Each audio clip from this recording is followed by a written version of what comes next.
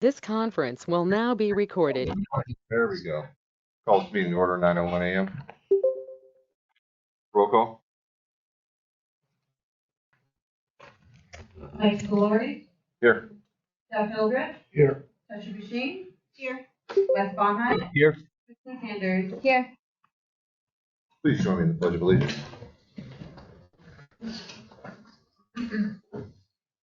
I pledge allegiance to the flag of the United States of America, and to the republic for which it stands, one nation, under God, indivisible, with liberty and justice for all.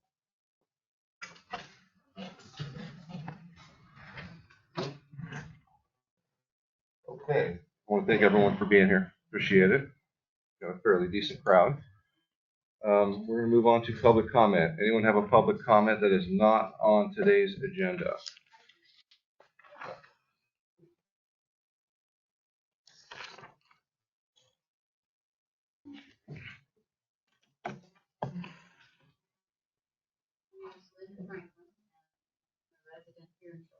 Can you turn on the mic, Linda, with the button? Thank you. Almost. There you go. My name is Linda Franklin. I've been a resident of Shelter Cove for a long time, and I'd like to make an announcement, and that is the 11th annual quilt show is on the 30th of September at the community clubhouse. Everyone is welcome, and we have over 20 quilts that we hung outdoors on the balconies from Upper and Lower Pacific. And in the clubhouse, we have 17 more that will be hung for people's enjoyment. So we hope that they'll come around and pick up. Thank you, Linda. Anybody else? Yeah. Oh, sorry. Go ahead. No, we.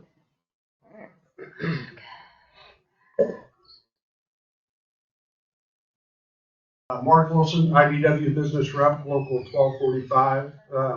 I wanted just the tragic event that happened over the weekend. I just had found out last night that the pilot was actually a friend and a coworker of mine who passed away. But I want to thank the fire department and Captain Nick and everybody and doing for what they could for the survivor, which we haven't heard quite yet where that's going, but once again, it's just the value of public safety, everything in the Cove. I just want to give thanks. Sometimes those guys don't get enough credit. Thank you.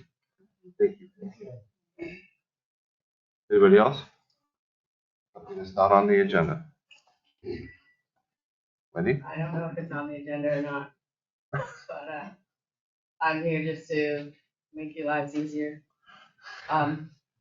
Background is I rent golf clubs so that people can play golf, and that means money for the golf course.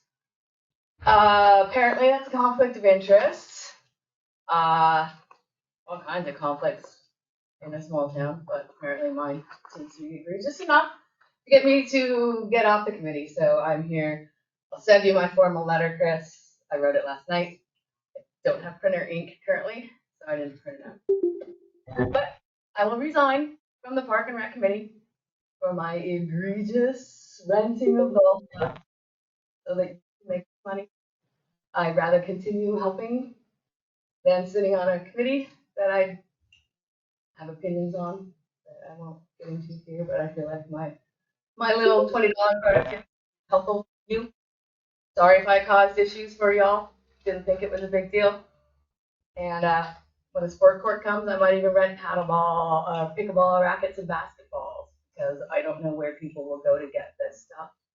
I certainly will stop if you would like to enter the game of giving people equipment. I'm only here to fill a need, and happy to back away from it. I'll send you the letter. Thanks. Thank you, Wendy. Anybody else? Mr. Reed, something is not on the agenda. Just reiterating. I want to first start off and say thank you. I just got my lot cleaned and totally motivated me. I have all the vents now, our fire regulated vents. Place looks great, fire worthy. A little later than I wanted it to be, but it looks fantastic. That the Shelter Cove Property Owners Association sent a letter to the county, and I'd like to read that to you all. We, the Shelter Cove Property Owners Association board and members, are very displeased over the $0 amount allocated for Shelter Cove Road, given that our community as a whole supported this tax.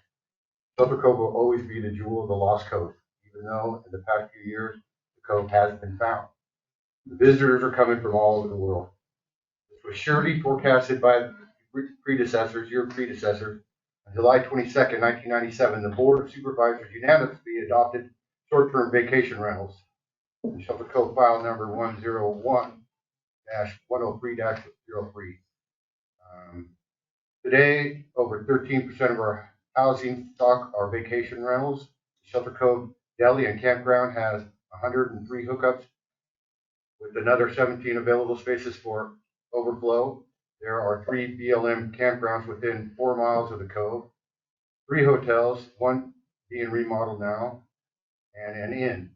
There are numerous bed and breakfast establishments. We have 8 options for dining, including 1 voted Best Eats in North Coast Journal.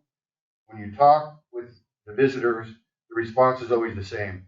One of the most beautiful and inspiring places on earth, with a road that provokes nightmares.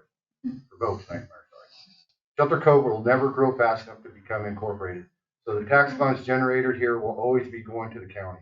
Shelter Cove is an investment in all the Humboldt County. We appreciate your consideration in releasing some Measure O funds to maintain our roads. Thank you. Thank Nice you, letter. Arlen. Well said. Anybody else? I just wanted to say, I would like to see a profit and loss statement in our board packets from here on out. I think it's really important to be able to see, like, there's a lot of information in here, but just see revenues, expenses, and then like the end of the month. I would like to see that in our packet.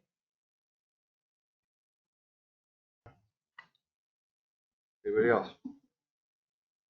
All right, we'll move on to the consent calendar. Now, it's my understanding we have to pull the approval of the minutes from the consent calendar because we do not have the roll call vote in item 8.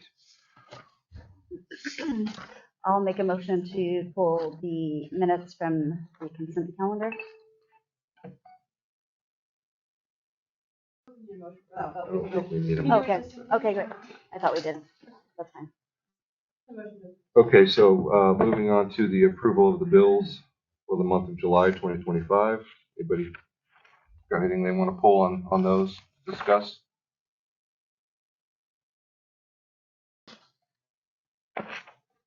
No? All right, well, can I get a motion to approve the bills for the month of July 2025? I'll make a motion to approve the bills for July 2025 or August, as of August 13th, 2025. I'll second the motion. Roll call. Frank Solory, Aye. Jeff Hildreth, Aye. Mr. Shane, Aye. Rick Sanders, Aye. and Wes Bonheim. Aye. Carries. All right, back to items pulled from consent calendar.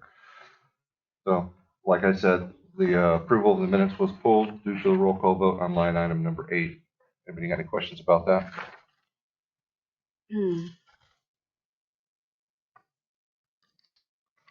My recollection is it was unanimous.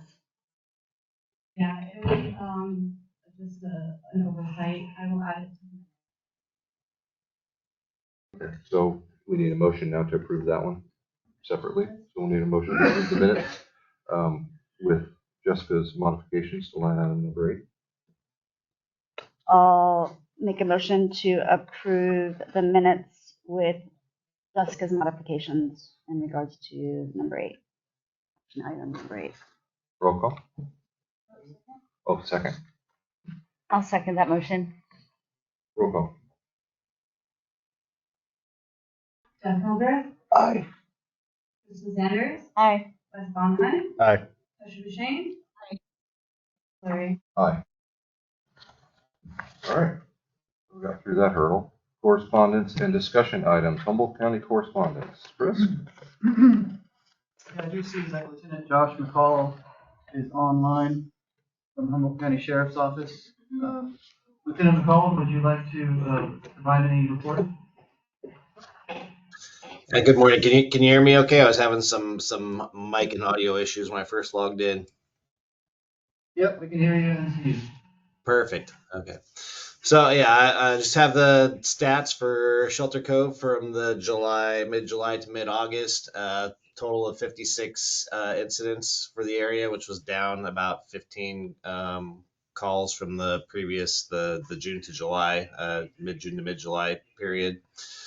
Of that, a bulk of those calls looks like were made up of transfers to other agencies. So that would be, again, things like transfers to fire, medical, or maybe CHP if it was like a roadway issue that the sheriff's office doesn't handle, like a traffic collision or something of that nature.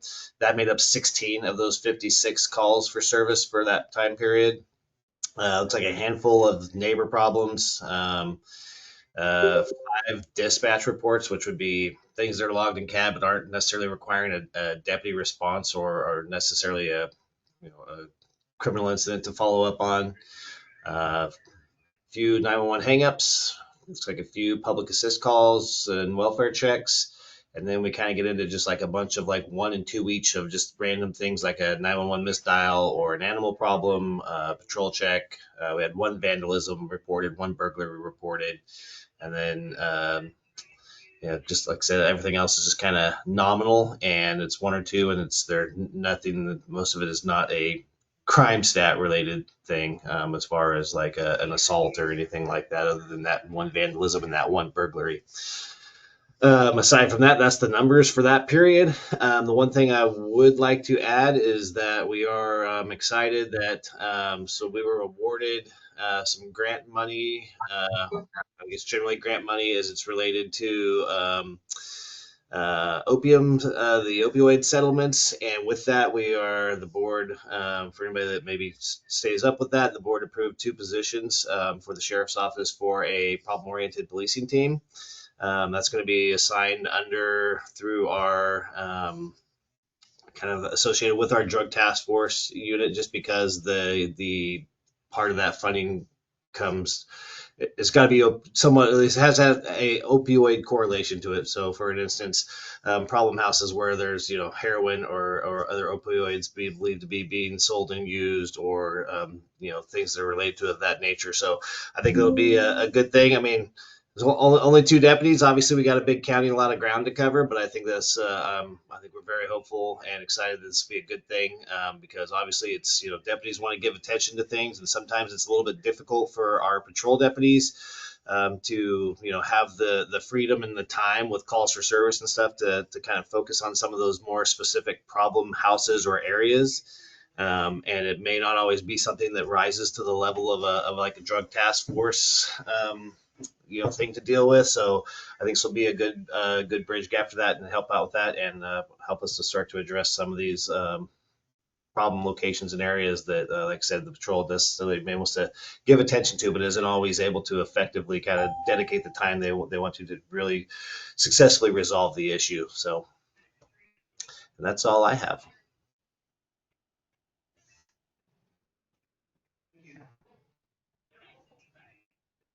Questions? Are Lieutenant? those 2 positions going to be up north, or is anyone going to be down in southern Humboldt? So, I mean, obviously there are 2 positions for the entire county, so it'll, what they handle will be, I'm sure, evaluated based on what's going on where. So they could be doing stuff in McKinleyville, they could be doing stuff in Willow Creek, they could be doing stuff in Shelter Cove, Garberville. I think it's just going to be dependent. They're not going to be they'll probably be officed out of the Eureka area, but as far as the stuff that they deal with, it could be anywhere in the county. So it's not like they're going to be stuck to, hey, you can only do stuff around Eureka. If there's again, areas that are identified in southern Humboldt or eastern Humboldt or whatever that seems like what they're doing is applicable to that, then they will definitely be able to address those issues and work on those things. Thank you. Great. Anybody else? No? Public? Any questions? Lieutenant? No? All right. All right, well, thank you. Thank you, Lieutenant. Thank you. And that concludes Humboldt County correspondence. Okay. Move on to the Parks and Recs Committee report.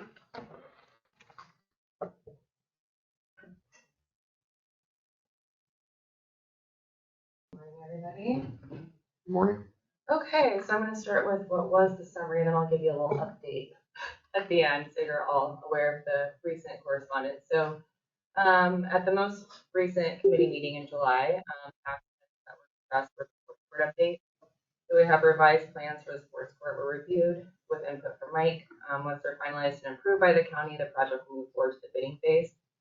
We did form our subcommittees and put people within those subcommittees. That is part of the update. It has changed a little bit. What it was trails, beach access, and parks was Tasha, Pauline, and myself. 4th of July planning was Tasha, Jerry, and Simi. Golf improvements for Pauline, Jerry, and Wendy.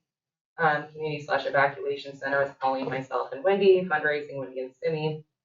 Arts and ecotourism, Tasha, Jerry, and Simi. So the formation of these subcommittees is our proactive step to organizing community projects and advancing these ongoing initiatives. So the update to that is Jerry did get a job, so he resigned because he won't be able to make the meetings. So that is one update. The other update, you already heard. So what we're going to be doing is we will come with suggestions on who we would like to see on the committee and give you guys a list for the next meeting. So that is our most recent update. And of course, we have the town hall on the 28th at 6 p.m., which we hope you all can attend because we have some very exciting things to discuss. And that is it for my summary. Do you guys have any questions, comments, concerns? And just to clarify, so we are going to be looking for some community committee replacements for these seats. And that is going out to the public. It has already gone out to the public. And at the next town hall, we'll be taking nominations at that town hall as well. And then the committee will be making some recommendations to the board. However, community members have all the way until the September RID board meeting to continue to put their names in the hat, so to speak. And the board will be making that decision. The Resort and Privilege RID board will be making those decisions on at the September meeting. Is that going to be a list of candidates for us to look at? Yes, Or okay, correct. all right. So they're going to be able to either send a letter of intention and or come to the town hall and just publicly nominate themselves here on the podium. Yes. So. And what else was there? The idea behind the subcommittees is there's a lot of ground to cover and as far as recreation goes and what the community would like to see. And so we are just looking to be able to, as a committee with 3 members, be able to sit down together and go over things and do outreach to all the nonprofits and continued correspondences with the community. It'll be 4 spots, including all. Yeah. Yeah. And at the next town hall, we will also, we're also combining some of the subcommittees, so you'll have the updated version at the September meeting. We're just combining this temporarily until we fill the slots. Yeah. So then we can have more people for subcommittees. Yeah. So my question is, when are we going to start hearing some of the results of your committee? As far as we've discussed in great length about different locations and different ideas as far as the community center, when are we going to have more of a formal report? Yeah. So those are already being submitted. So this is the first month that we all met with our subcommittees. So we actually had time to get together and meet and discuss these different things. And so that'll be part of our committee report, which will be at the town hall. So we're going to give those reports with updates of ideas and brainstorming and things that we've been discussing from our subcommittees. Okay, so my question is, when are you going to present those findings The 20th. to the board? Okay. And also at the next, the board will also have those reports in the packet for the September RID board member meeting. And then hopefully I'm hoping by the October, no later than November, but hopefully by October, we should have a pretty good outline for what the strategic plan is. for the board to see. We have some really fresh and really fun ideas that I'm very excited about. I That will look forward to be, hearing. yeah, present on the 20th, so I hope to see it in July. Of course. And I, absolutely. yeah, and I'd also like to recommend that the board, at some point, you're able to tune in and watch the committee or the town hall. And if you're not able to attend that night, you can always go back. It will be recorded, and just to see what people are saying. And I think that would be helpful for the board as a whole. Yeah. We're also going over our survey results. All that. So it's going to be a really big meeting. So I would suggest for all of you to watch it before the next board meeting. Yeah, you just won't be able to participate. And what time is it? It's here Yeah, at 6 at p.m. 6 Town Hall. next Thursday? Yeah. Okay, cool. And the Property Owners Association will put it on their board. Perfect. Good. Great. Anything else? All right. We're gonna keep it. All right. Well, thank you guys. Thank you. All right. Moving on. Update on ballot measure to increase special utilities improvement and operations tax. Chris, take it Yes. away. Yes, so staff have continued to work on the proposal for a ballot measure to increase the special utilities improvement and operations tax. The board held the first reading of District Ordinance number 76 at the June board meeting, detailing the proposal for the additional tax amount of $60 on top of the existing $80 tax, for a total of $140 per year per taxable parcel. This will generate an estimated additional revenue of over $230,000 for the utilities. As a reminder, this revised total amount equals less than a third of inflation since 1981, when voters originally approved of this tax. For reference, an $80 tax in 1981 would equal more than $270 today in today's dollars. Staff have also chose this figure to add a significant increase to the special tax revenue, while also hopefully remaining low enough for potential voter approval.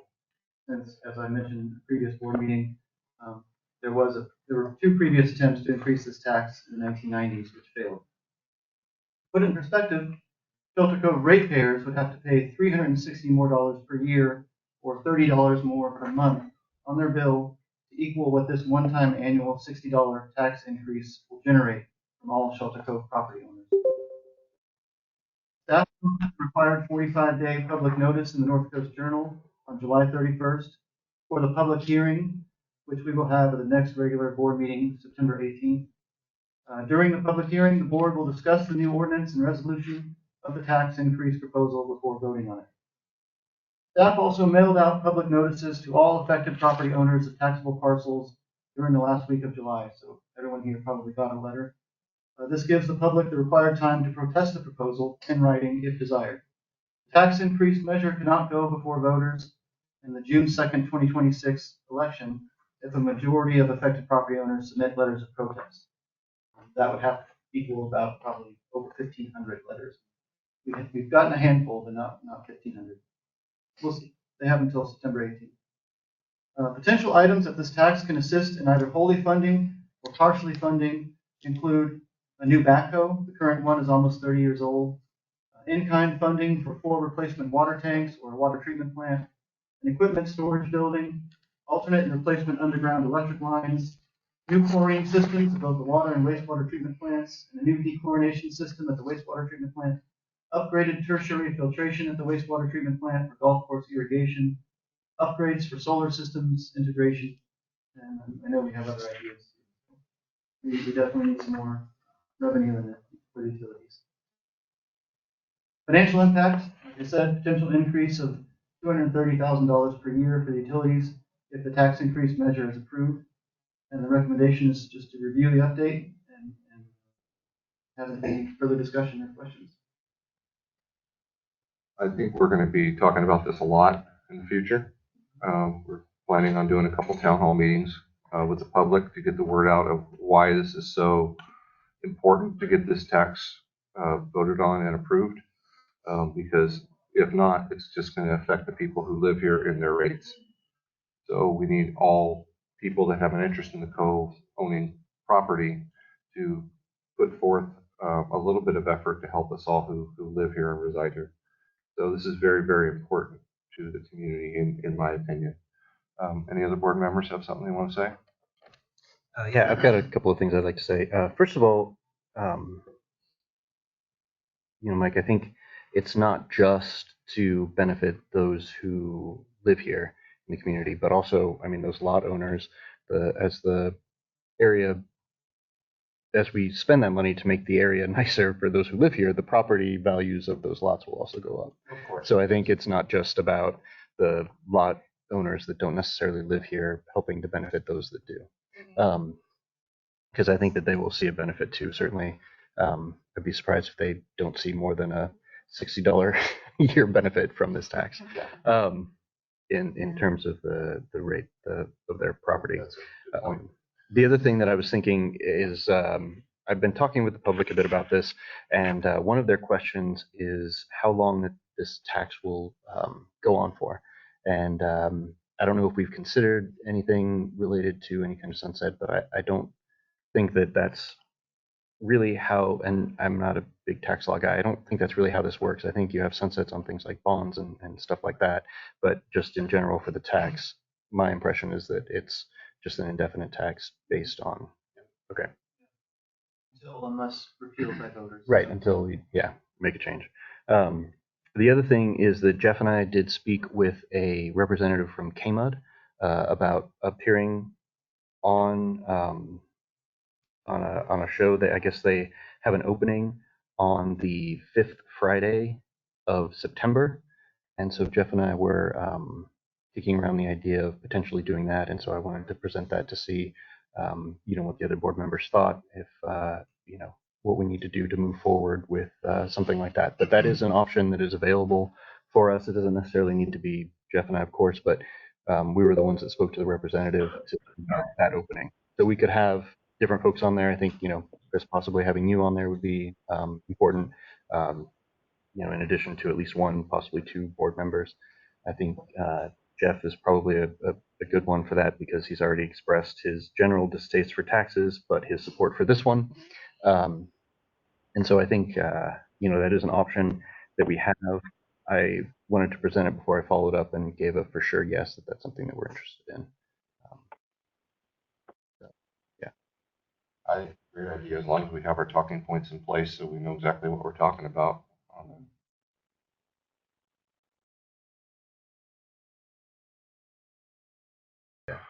But it's a great idea. I think Chris would probably be the perfect one to do that myself, but ultimately up to the board. You said fifth Friday in September. We'll also want to do something like that much closer to the election too. Yeah, I got the impression that they had a continuous opening on the 5th Friday, which ends up happening 2 or 3 times a year, depending on the year.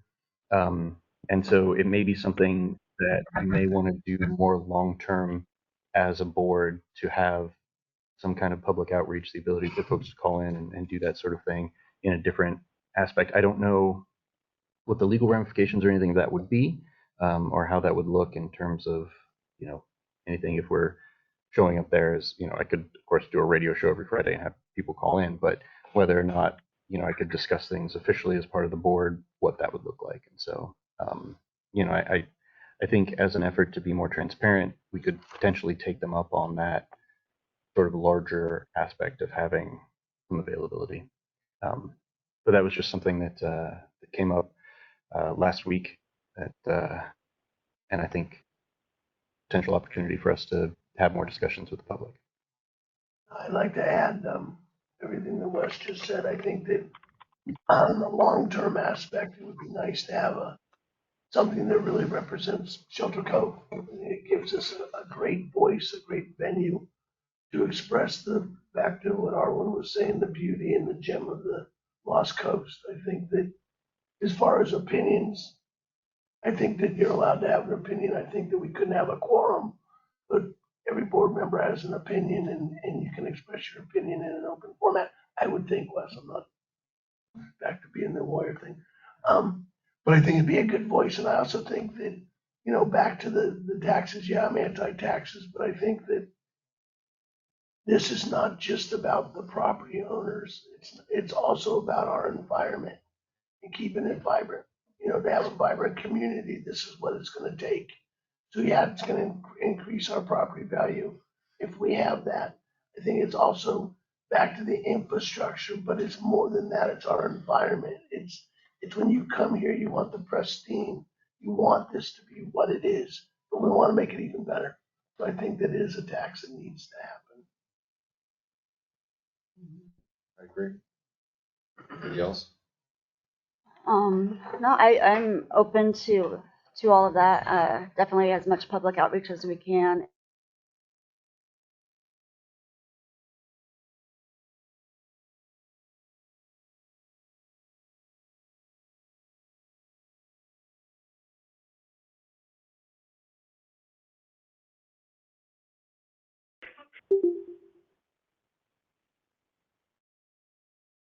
I think it would be useful for the Parks and Rec Committee. Pause. Yes, it looks like it's back on. Okay. Back on. Yeah, it could be potentially useful for Parks and Rec Committee, and you know, if we end up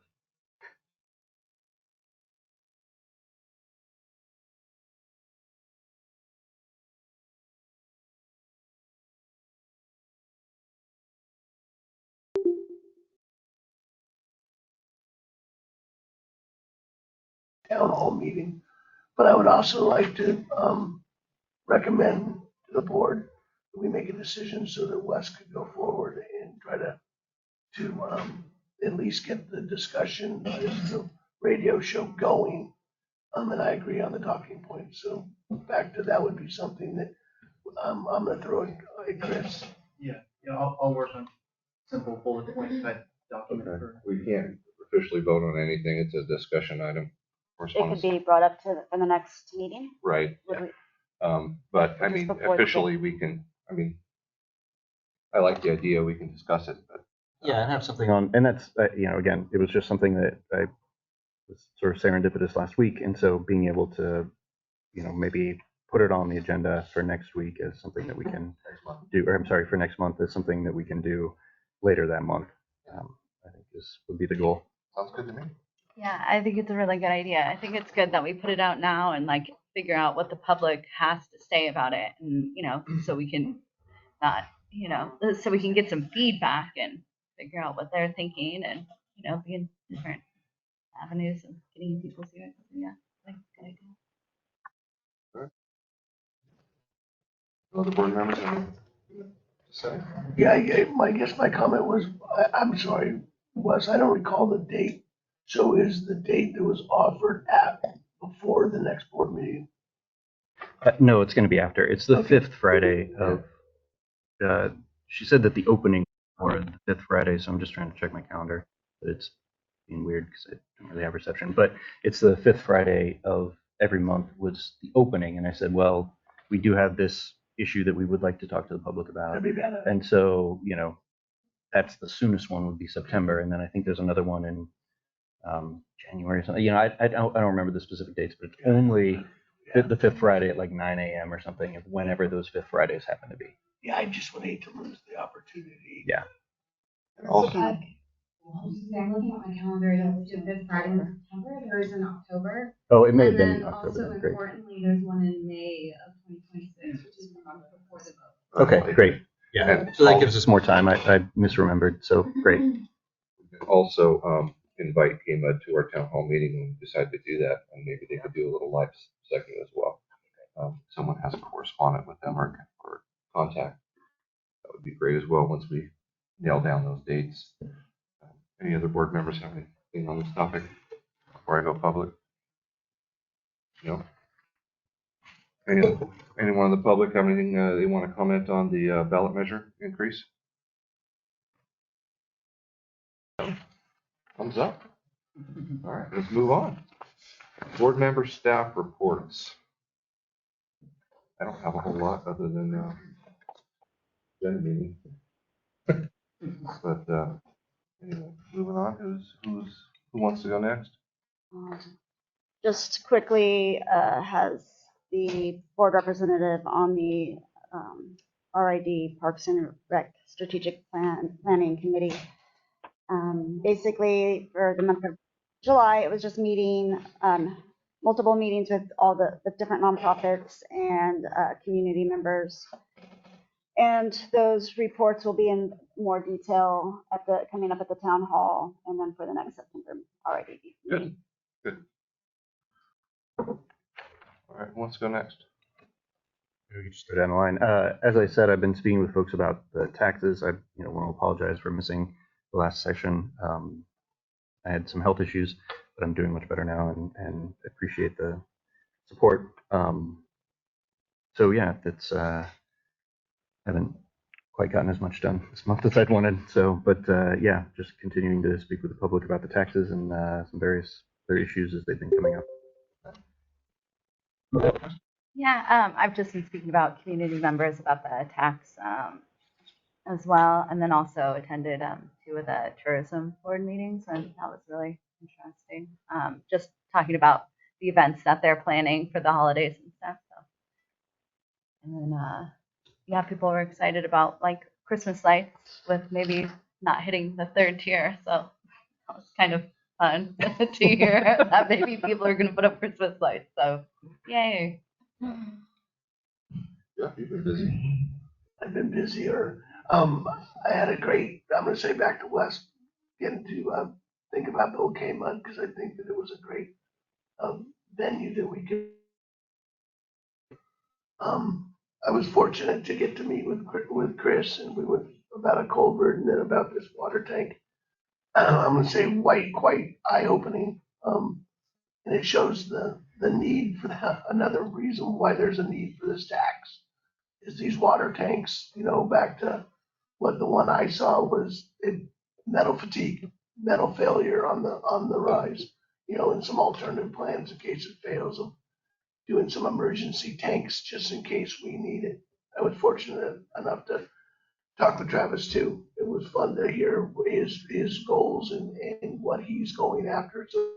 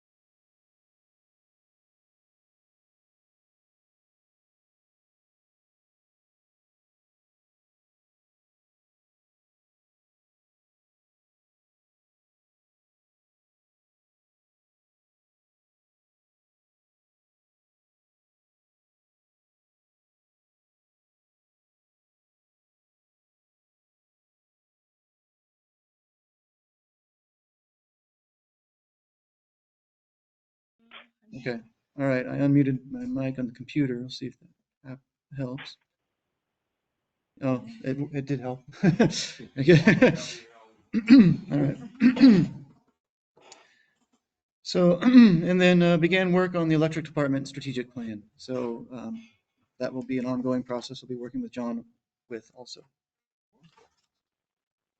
So that concludes. Apologize for those online. Couldn't hear the whole report, but I basically read what's in the packet, so you can read that. I guess next will be administration department, July activities. Oh, yeah. Go ahead. So what was the reason that the FAA declined to assist with the AWAS-3 weather monitoring system? Is it just not something they do, or was there a specific reason? I don't really know the reasons. I'll have to look that up. Yeah. Because it's something that we can get and go back to them. Yeah. Well, from the perspective of the Reach Air Medical representative, the helicopter that's helping us with the cameras, he was saying it's not a great idea anyway. They use the cameras. They don't even use the AWAS-3, they were saying. And they said the AWAS-3 was a one-time fee of $100,000, and then it would be like $15,000 or so annual maintenance. So he says I think he's used the words dodged a bullet by not getting that. But Jerry was saying no. Jerry Jackson was saying no. That this is actually still a good thing we should have, and we can pursue it in the future if we want. But it did require a pretty hefty annual maintenance requirement cost that would be burdensome. So. Okay. And then in terms of the county public works coming down, was that a result of the letter that we sent last month? Maybe, but no, I don't think so. I think it was just emails from me that come, because it's sort of a side issue. This was predating the Measure O letter that we sent. But, okay. Yeah. Because I did see that you said that they checked out some of their spots on the road. Yeah. While they were out here, I had them. Just give them a tour. Yeah. Yeah. Taking advantage of that time. Yeah. Okay. Thank you. Chris, we haven't heard any correspondence back based on our letter. No. We sent it to the Board of Supervisors. No one really in particular, just all the Board of Supervisors. Is that where you guys, Shelter Cove property owners, also sent it to, or Board of Supervisors? Okay. Yeah.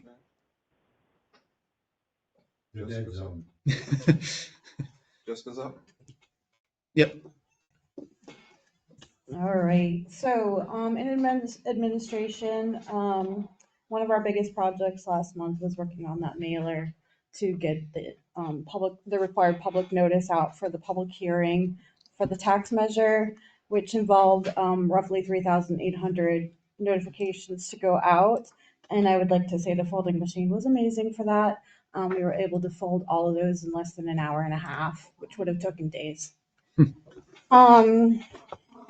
We also completed the SAM.gov registration renewal. It's required annually. It's an extensive registration, and the reason behind SAM.gov, it primarily relates to any federal grants or any business you want to do with government. You have to be registered on there. We also began our transition to the new billing software, communicating with the group or with the software company. It's called Amston. And once we proceed with that, customers will be able to view their bills online, look at historical bills, pay online, set up auto pay, all the things that customers have been asking for frequently. They should be coming out here in December is the target date to train us after they make the program specialized to our billing. And so we should begin to see new bills in January, hopefully, is the plan as of now. We also worked on revisions to the CalARP hazardous materials reporting to the county based on their inspection. We applied for a $1,000 loss prevention training grant that's GSRMA puts out every year to anybody who's a member of their risk management group, which we are. They're our insurance provider. And that money is going to be used to offset a training for me, actually, at a board secretary clerk training conference that's annually offered through CSDA. We did a lot of research into new golf payment systems, and in the end found that we could replace the button, so we did that, but it's also no longer going to be supported because it's on dial-up internet for the credit card transactions. Oh, we got the echo. Turn your speaker off. I probably have to turn my mic off. Yeah, you off.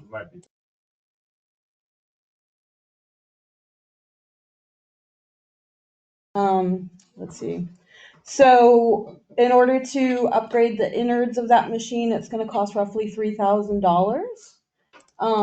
But on that end, we are currently paying $40 a month for the phone bill for that machine. And if we switch over to Ethernet, 101 NetLink will install it for free, and it'll be a $10 a month charge for that. I attended a Cal OES meeting about submitting grant applications, and still working on trying to get the audit completed. It's been difficult getting progress completed. I guess the accountants really didn't communicate well with us, that they didn't understand some things. So they got a whole bunch of numbers incorrect. So now they have to go back and remodify everything they did for 21, 22. They told me they would have that completed Monday. They did not. Hoping to hear from them today on that. I keep sending them emails weekly or more often, but I think we finally got a complete understanding of everything, hopefully, through various phone conferences. So they started working with the auditors after their year-end closeout. And so again, they still really feel that it'll move quickly now that they understand everything, but we shall see how that goes. All right. I have to ask that, does that affect us financially, or is it a one-shot deal What do you mean? How does on your audit? Meaning because they're not understanding, is it costing us more money? Probably. We don't have a set amount. They just gave us a billing for how much they anticipated the costs to be. And I'd have to look to see how much they've billed us to date, as how that compares to what they estimated. I would be curious. Okay, we can look that up. There is benefits to using that company, although they have to learn our ways to do that. We have more audits coming in the future, which will streamline the process and make it cheaper for us in the future, once they learn the processes. I understand that. I would just like to have a current financial update as far as what is, yeah. Well, yeah, I understand, but still. Yeah. And just one last announcement. Soham Health felt it was a great success coming out here with their mobile vans. So they will be back in September on the Friday the 12th. The 12th, yes. Okay, who's next? Travis? Okay, for the district's wastewater treatment plant, my activities, south and north chlorine contact windows clean, service, vacuum service, oxidation gearbox filled on Oxdish 1. We sent that up to industrial for repairs. Annual chronic toxicity testing for the wastewater treatment plant was completed and finished, came back positive for no result, and all good. Travis, do you mind moving the mic closer to you? Sludge bags hauled to Fortuna for disposal. Drain and clean the north clarifier. New battery backup installed at wastewater treatment plant. The CIWQS quarterly report completed and submitted. New chain was installed on the wastewater treatment plant's front gate. That's a constant problem for us. Grease oxidized rotors and the CO2 injectors were rebuilt for the wastewater treatment plant. For the water department, we had updated the district's wastewater and water emergency action plans. Found water leak during meter reading on customer side, during meter reading on Oak and Seafoam. Completed the lead and copper sampling for the state. Pump and well houses inspected and cleaned for all wells and pump houses in the district. We got CAL FIRE, weed abatement around wastewater and water treatment infrastructure. Good news, we had an employee pass his distribution 2 license. And that's really exciting. So now state legal and part of the team. Very motivated. We're stoked to have him. Anthony Garrett. Ordered 2 pressure transducers for W1, W3 wells. The electrical crew, John, Wade, Keith, Anthony, part of our department, pretty much took on the whole breaking ground for the W3 well installation. So we got to thank them. They did a great job. We're in the flushing stages now, and completed it for about a month and a half, a month and 15 ahead of schedule. So we're moving right along with that. Doing really good. Thank you, John. Crew. W1 and W3 wells, pressure transducers were replaced and installed. We had some problems before, so we just went ahead and replaced them. And W1 SCADA, we started testing and flushing the new well. So we had a pump that had failed, and back installed, SCADA systems being tested. Now we're flushing. We just got results back from microbat laboratories. We're good. And we'll continue flushing and then open back up the service. We're still on hold on that SCADA system till October or whatever it is. Correct.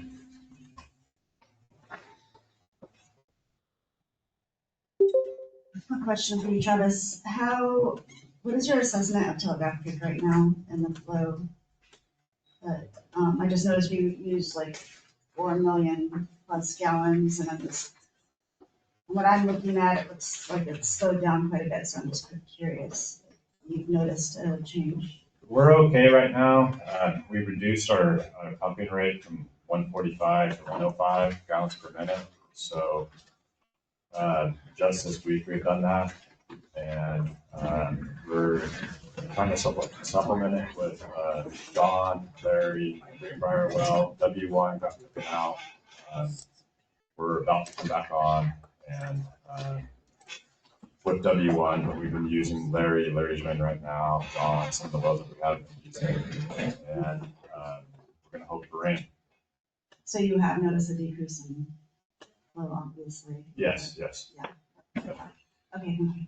We need that we need to look into other possibilities. Yep. And even when the water is here, we're going to have a big issue because of all the slides.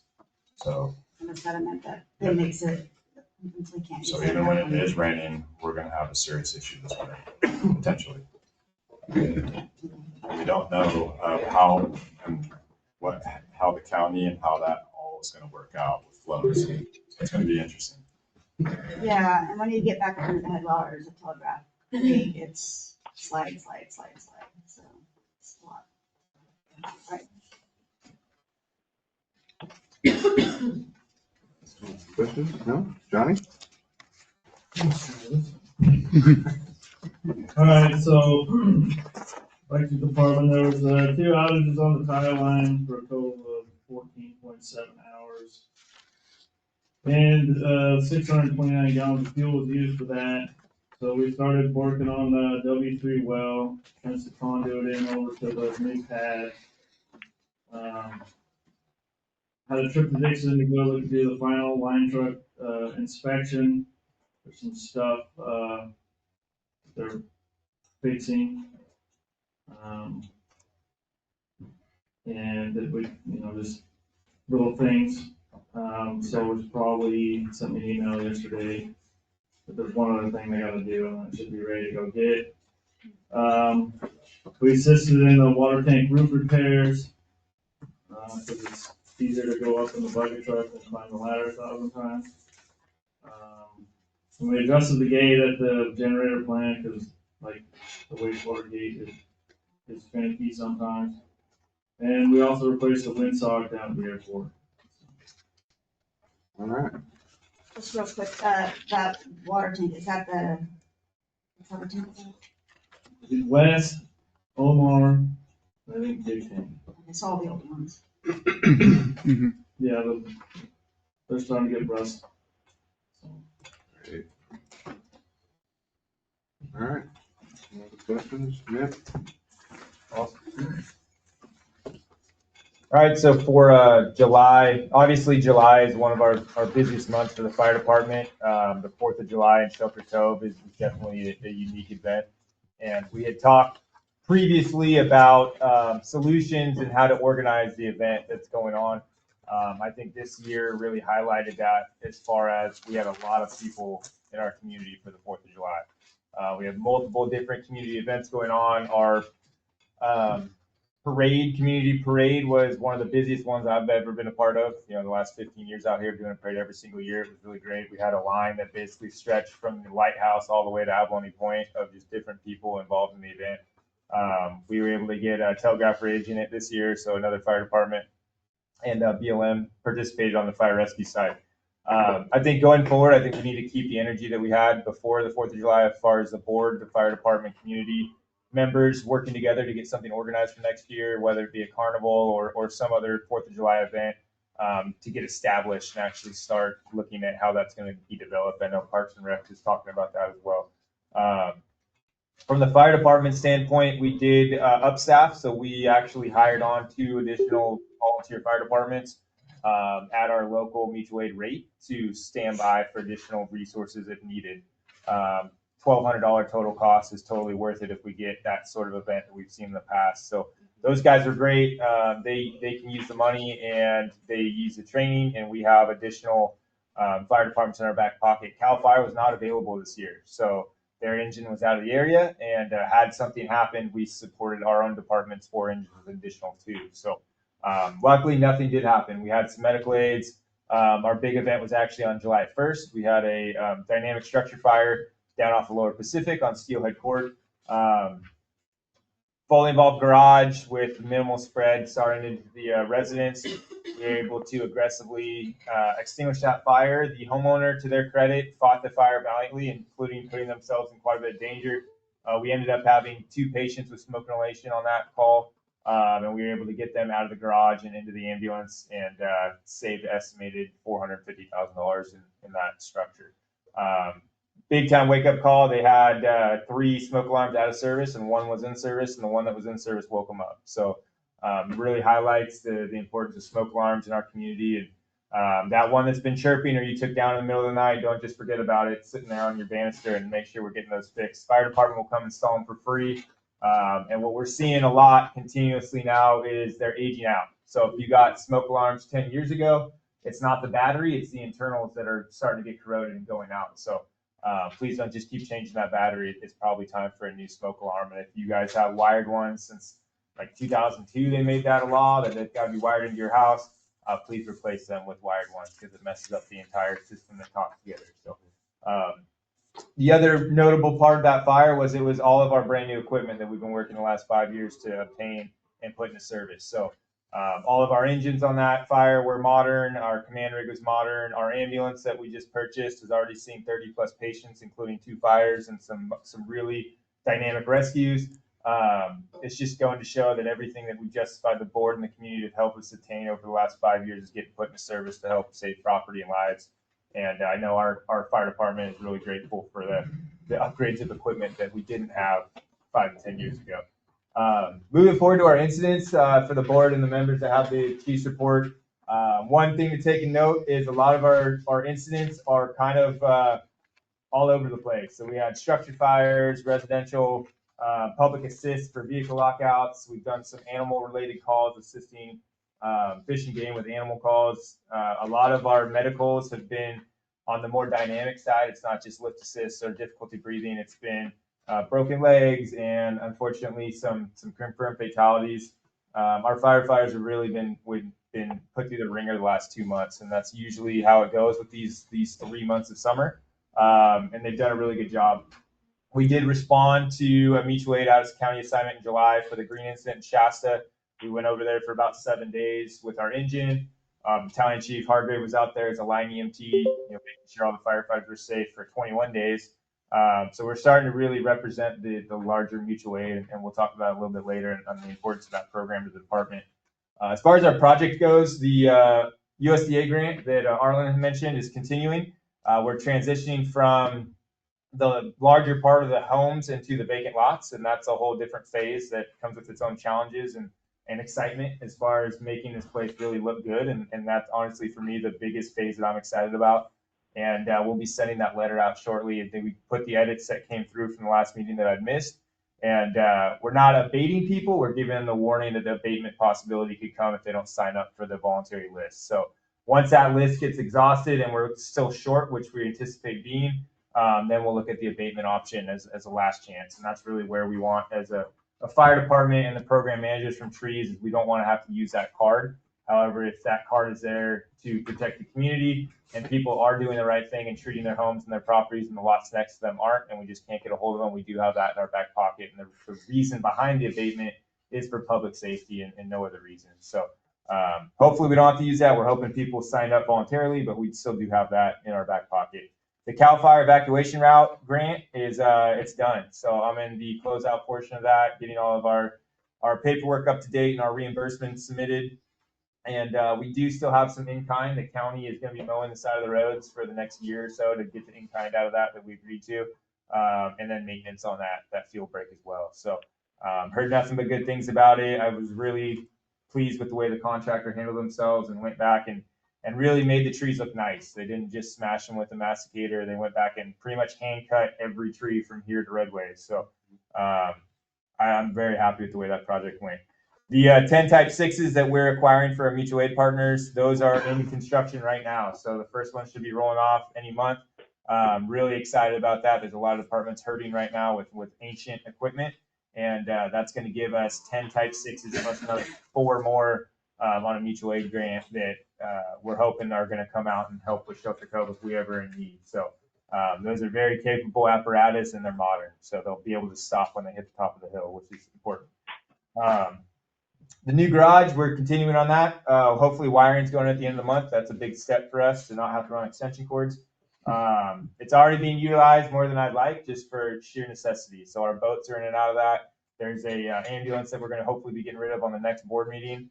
Both myself and the other chief were out on that fire from Petrolia. So we're working on an MOU to hopefully be able to help them and give that ambulance to another department for a certain cost. As far as our fleet's doing really well. So we do have a couple of the apparatus that are the reserves that need to be replaced at some point. Our jet ski and our quad the jet ski is still technically in service, but it's showing its age, and the backup quad is out of service. So we blew a head gasket on that 4 and 5 months back. However, there are modern apparatus ahead of those that have already replaced them. With the incidents that we just got out of, they are for next month, but I'll talk to those. Jack, myself, I went out as a strike team leader on the strike team that went to the Gifford fire. We went out for 14 days, took 4 local engines and an engine from Lake County on a request from Cal OES to assist those guys down there. So we got there, very dynamic fire. The first night we were on the head of the fire and bringing a lot of our local firefighters with us that need to get that experience. So in our drill last night, I emphasized that it's dangerous to have a peacetime fire department in a time of war, right? We have California is getting hit with major wildfires that are destructive at all times. We can't afford to get our experience in Shelter Cove, so we have to send our resources out to these large fires. So myself even learned new things, and when I was a trainee strike team leader managing 5 engines and 18 people, that's very similar to what I'm going to be doing here if we have a major event. So being able to go out there and get that. Southern California can produce some very extreme fire behavior. We are fortunate enough to be in a very safe location every day but one on that fire. We're Town Chief Hargrave going out and getting his overhead roles as a line EMT and engine boss, same exact thing. It's supporting our training and our specific roles. And our firefighters are getting that experience that they can help teach and pass on to other firefighters in our area. And with this format, we're able to take other engines out that are going to be supporting Shelter Cove and Southern Humboldt in general. They can put those fires out in Salmon Creek and Redway and Bryceland, and we don't have to worry about them getting to Shelter Cove. That's great. That's what I want. It also has a financial benefit to the district. These two fires, we're probably going to bring in around $80,000 to $90,000 after paying the firefighters for their time. So portion of that will go towards maintenance and mechanicals. Luckily, we didn't bend any metal or break anything on these two assignments. So basic maintenance is all that will be required on that. And then we'll pay our firefighters for our time. Cal OES and whoever is the paying agency will pay our entire personnel cost and a set hourly rate for the engine. So there's really nothing out of pocket on these fires other than the time that we're away for our department. Speaking of that, with the plane crash that went down, we, over the last 4 years, we've been building capacity to be able to handle sending a crew out and being able to handle things at home. We took 5 firefighters out and we left 20 here. And those 20 men and women handled that call as good as anybody else would. I would put my crew up against any coastal crew right now with anybody in the water. So engineer TC Peasley, I was getting text messages from peers while the call was going on and how good of a job he was doing on the radio and how he sounded over town where they can hear our command center or radio channels. I was a little bit worried at first getting that kind of text message. I was out on a dozer line doing the job down there, and Jack and I were texting, and a couple of our other folks were texting back and forth. And as that call played out, they did everything that I would have done. They got the boats in the water as quickly as possible. They located the patients. They 100% saved one life. Unfortunately, they weren't able to save the second patient, but they were able to recover the body, and they're not still out in the ocean. So after the fact, after they went and performed the rescue, they were vital to assisting Humboldt County Sheriff's Office. They took them back out in the boat to do their investigation. And then the next 2 days after, they assisted the NTSB and FAA in their investigation. So extremely proud of the guys. Since then, we've had a structure fire, another medevac for a broken leg. So Shelter Cove Fire is busy, and we're implementing all the equipment and training that we've gotten over the last few years. And I'm just trying to keep my guys here in Shelter Cove. That's something I've talked about before, is the economy and the aging out of our fire department is going to start being apparent in the next 5 to 10 years.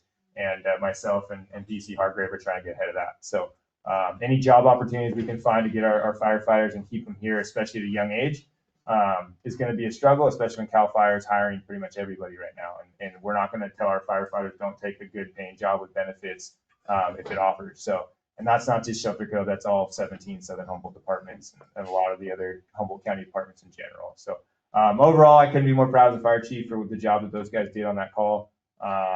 And we're just going to be ready for the next one. And as far as general aviation goes, nothing, our airport is a dynamic airport, and we're going to see these type of things. And I think we are equipped for it. However, they are dynamic calls. The Coast Guard Sheriff's Office with all their millions of dollars and equipment can't get down here quick enough. So that is a role that Shelter Cove Fire is going to have to continue to fill for the foreseeable future. And I don't see any way of preventing this specific incident other than just making sure our guys are ready for it. And there's going to be more information coming out when they conclude their investigation from the FAA and NTSB. And again, just super proud of our guys and the community in general. A lot of our success comes from that early 911. We don't know what's going on unless people call 911. So that is a resource that we have available to us. And please don't feel afraid. We've had some people that have called other non-emergency numbers to not bother 911, and we have 4 paid dispatchers that are available to take those calls. So that's kind of what I had to leave off with that. So I was monitoring radio traffic that day, and I got to tell you, TC was amazing on the radio to locate those people in the water so quickly, to get the ocean rescue team out there as quickly as they did, and to have both of them back on the beach, 35 minutes, was amazing, simply amazing. So the crew did a great job. We're gonna have to give him a bigger hat because he's doing well, and that's something that he's not a rescue swimmer. He's a duty officer in IC, and he fills that role very well. Thanks. Thank you. Just doing one. Will you be being updated as far as to an extent, getting a final? Between me and Chris, they'll let us know probably briefly before they release it. As far as the fire department goes, there's no policy for them to have to update us, but usually it's exactly. And if there's any recommendations, they'll always give us some sort of recommendations if there is any, or something that we can improve upon. But yeah, we'll see when that comes out. Yeah, and a huge shout out to TC and the crew. Amazing job. Fast. And again, this is an example of why it's so important for the community to support our department. Have, and certainly that's money well spent. All right, anybody else got any questions, comments? No? Public, got any questions, comments about everything you heard from us? Did they remove the airplane? No, not yet. But they will, or they? It really depends if they can find it and the insurance and everything else. Unfortunately, it's kind of like a owned vehicle. The last airplane that we had dealt with, they did send out a recovery team. They weren't able to actually find it. This one, the Coast Guard, you've heard it the last couple of days, they're looking for any kind of fuel slick or any indication that it is leaking fuel. They went out and did a brief damage assessment to look for any wreckage, and they couldn't really find any. So if anybody does find any wreckage or sees an oil slick, the NT, I don't have it on me right now, but on our social media, the NTSB left a link to basically help in the investigation and the email them anything. If you guys do find anything or hear of anybody finding anything, contact the fire department and we'll try and get a hold of those guys. So at this time, I haven't heard any plan to actually recover it.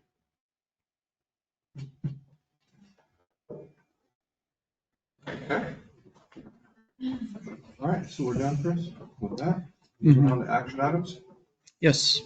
Okay, moving on to action item number 1. Consider request from Verizon to add a 20-foot extension to the communication tower on Kelly Road. Yes. Take it away. So Verizon recently reached out to the district to potentially add cell phone related equipment to the district's communications tower on Kelly Road. This would increase coverage in the local area for Verizon customers. It would also add revenue in the form of a new lease. As a reference, the district currently leases space in the tower to US Cellular for around $2,400 per month and to T-Mobile for around $1,400 per month. I think US Cellular also pays a monthly electric charge too. One possible area of concern is that Verizon's proposal includes a 20-foot extension to the existing 75-foot tower. This may be an issue considering that the RID board unanimously approved a similar proposal by T-Mobile back in July 2015, but with the caveat that the tower does not exceed 75 feet in height. And I attached those minutes from that board meeting for your reference. This current proposal by Verizon would counteract that prior motion by the board. Attached are photo simulations provided by Verizon of how the tower extension would appear, comparing the existing tower with the proposed increase in height. Also attached is a document provided by Verizon detailing their coverage objective and maps highlighting existing and proposed areas of coverage for both 4G and 5G networks. Staff recommend that the board rescind the prior motion limiting the tower height to 75 feet and grant Verizon's request to add a 20-foot extension to the tower on Kelly Road for the following reasons. Verizon will begin an annual lease with the district, which will add revenue, and there's already a much taller tower on the same property for the U.S. Coast Guard. That tower is 131 feet. So the financial impact, there's potential annual lease revenue from Verizon, and recommendation is to approve Verizon's request to add the extension.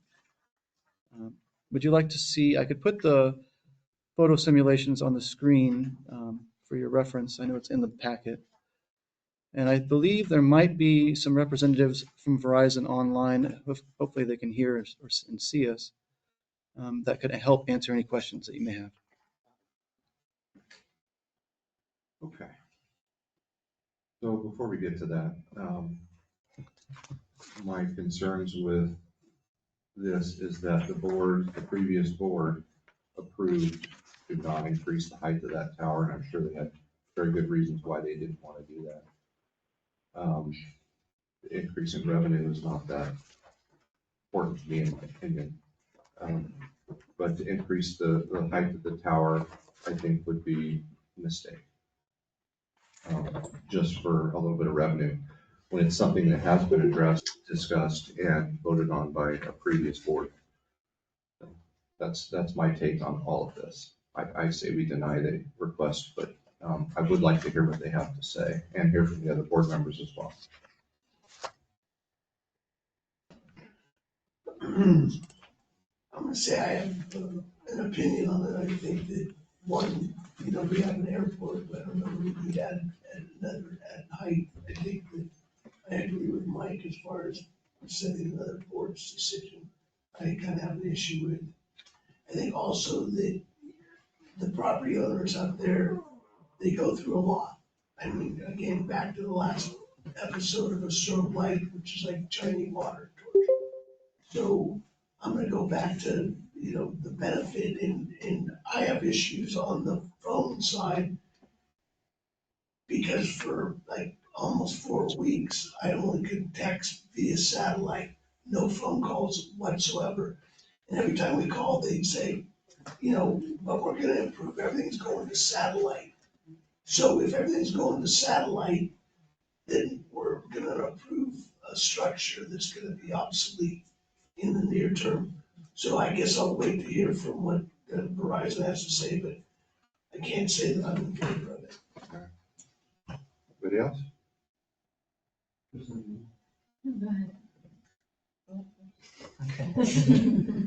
Okay, so generally I would agree that we should overturn a decision that had been made previously, especially it sounds like from other discussions that we've had that were kind of a promise to the public. My concern with it is, what were the terms of that 75-foot height increase that we would go past? Did we say that T-Mobile wouldn't increase it more than 75 feet, or did we say generally that tower would never be increased by 75 feet? Generally. So I would like, to know what that was. I looked at the minutes and I couldn't determine from the minutes what that was. I've heard both interpretations. My interpretation is the tower, not just T-Mobile. So, yeah. As people who were in the audience, it was in reference to the tower. Okay. Okay. And so how much, so is the tower currently at 75 feet? Yes. Okay. So T-Mobile built to that exact height. Well, if you look at the photo simulations, they're adding a whole section on top of it. Yeah, I did see that. But Yeah. I mean, without a reference to the footage, I don't see that they're going over that 75 feet or not. So if it's already at 75 feet, and Yeah. adding 20 feet on top of Yeah. that. Okay. Yeah. What, is that the only option that Verizon has presented us with? Are there other ways that they can tap into that tower without increasing the height? That's the only option that we were presented with. We've been presented with, okay. Yeah. Has Verizon investigated any other options? I'm not aware, but maybe a representative can help answer that question. Okay. I mean, prior to today and having this conversation, were they aware of that 75-foot restriction when they proposed the increase in height to us? I'm sorry, what was the? Did they know that we had already said that we're not going higher than 75 feet? When they proposed to add another 20 feet on? No, they did not know. So I told them afterward, once we discovered. So they haven't, to the best of our knowledge, they haven't investigated other options besides increasing height? To the best of our knowledge, correct. Okay. And then, do we know how much they are offering? No, that has not been negotiated yet.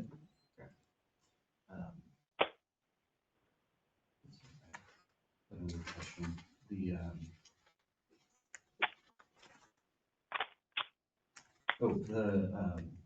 The reference to the wastewater torture, that was from the Coast Guard, right? I'm just gonna say back to what the residents had to go through. So I potentially, I guess it could happen on that tower as well, because it's for the airplanes, it's for their, I'm assuming. It was for the Coast Guard. Are there going to be lights on this tower? I haven't seen anything in the plans regarding lights on this tower. I don't know if that's a requirement. So I'm gonna ask if could they keep the 75 tower height if they had their own tower? Do we have the capabilities of having an added tower? They would remain at that height? And no taller than? Yeah. Yes. Yeah, that would have to be some further investigation as far as surveying and engineering. But yeah. Yeah, it goes back to that other option.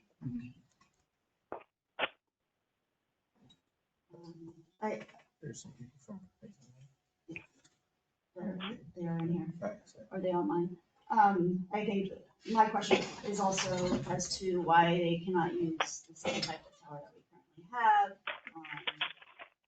I know with the photos, it does look like maybe it's just because T-Mobile has and the other cellular.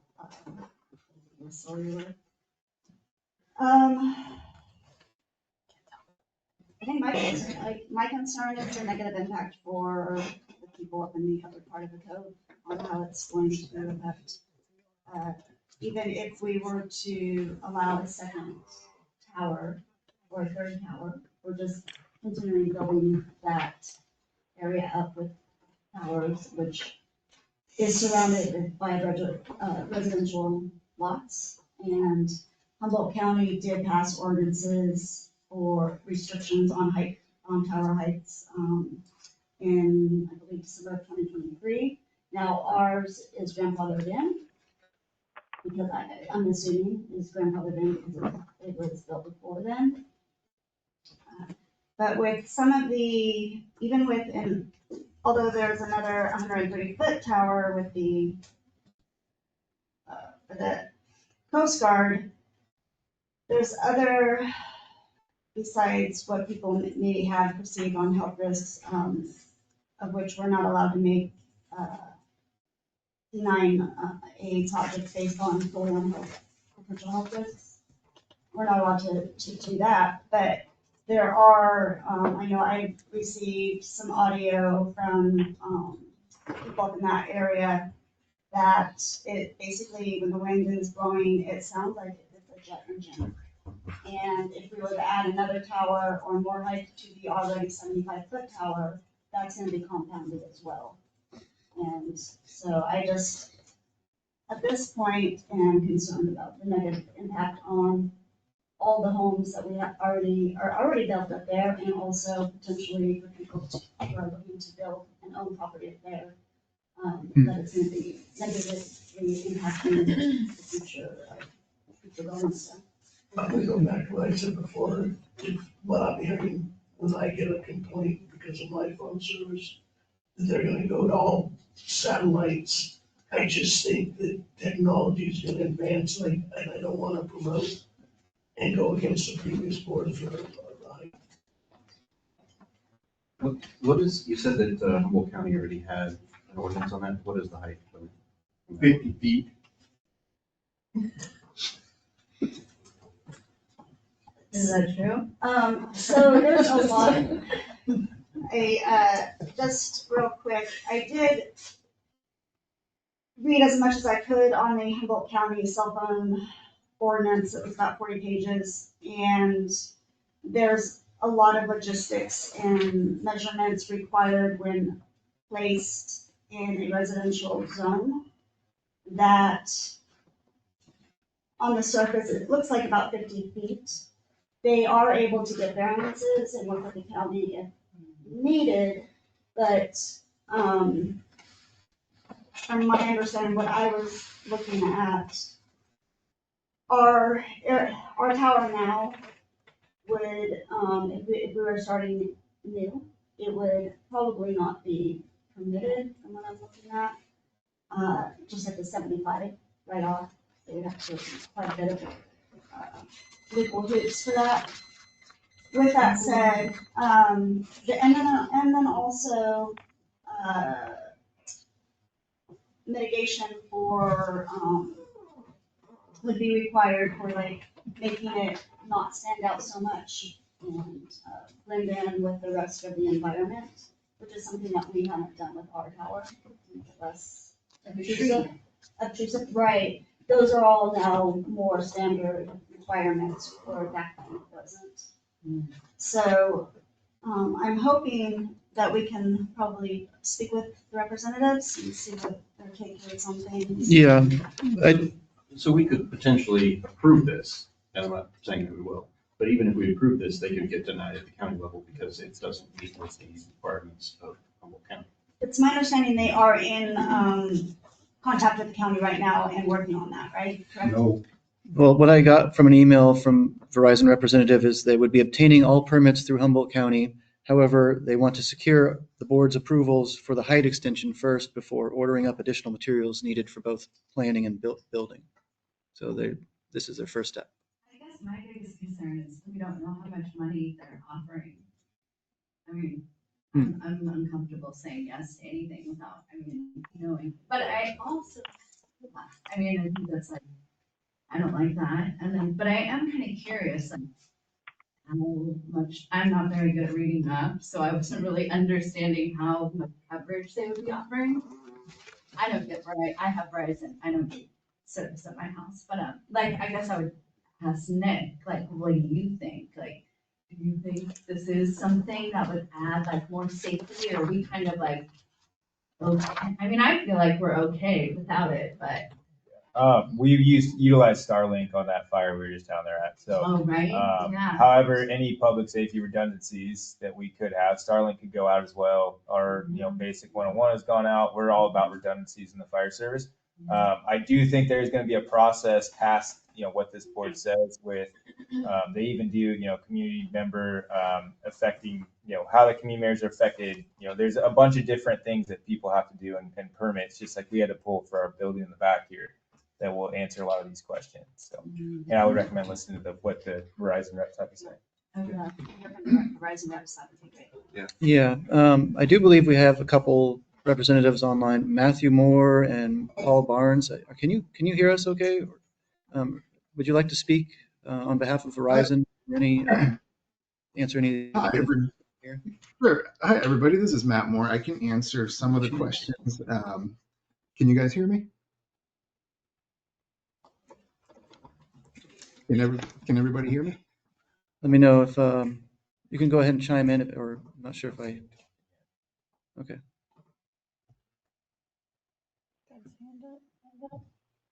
Okay, I see. Okay, we just got something there. So Okay. you just have to unmute me, I think. Can you hear me?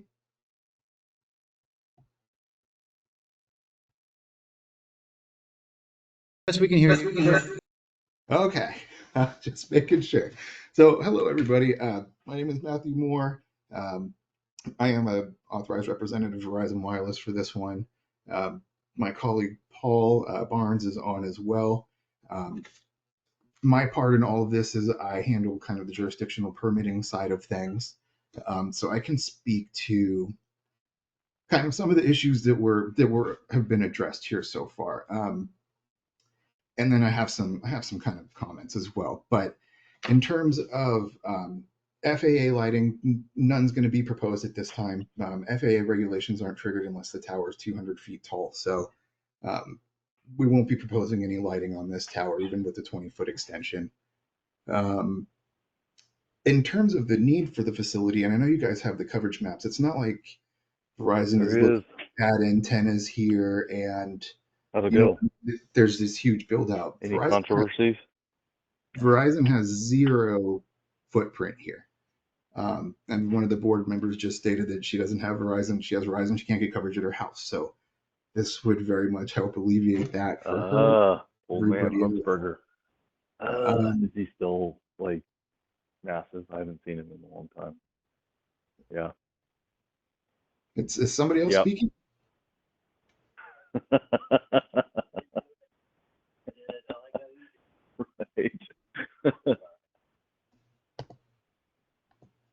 Right. Right. It sounds like caller one should mute himself.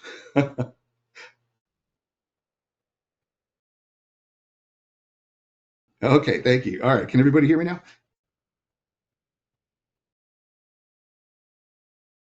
Okay, well now I can't hear you guys. Yes, we can hear you. Okay, there we go. I got you again. Okay, so I'm not sure what was the last thing you heard, but I think the point that I wanted to impress here is that Verizon isn't just trying to build like yet another Verizon tower and cause a bunch of clutter. There's zero Verizon footprint here. There are no towers.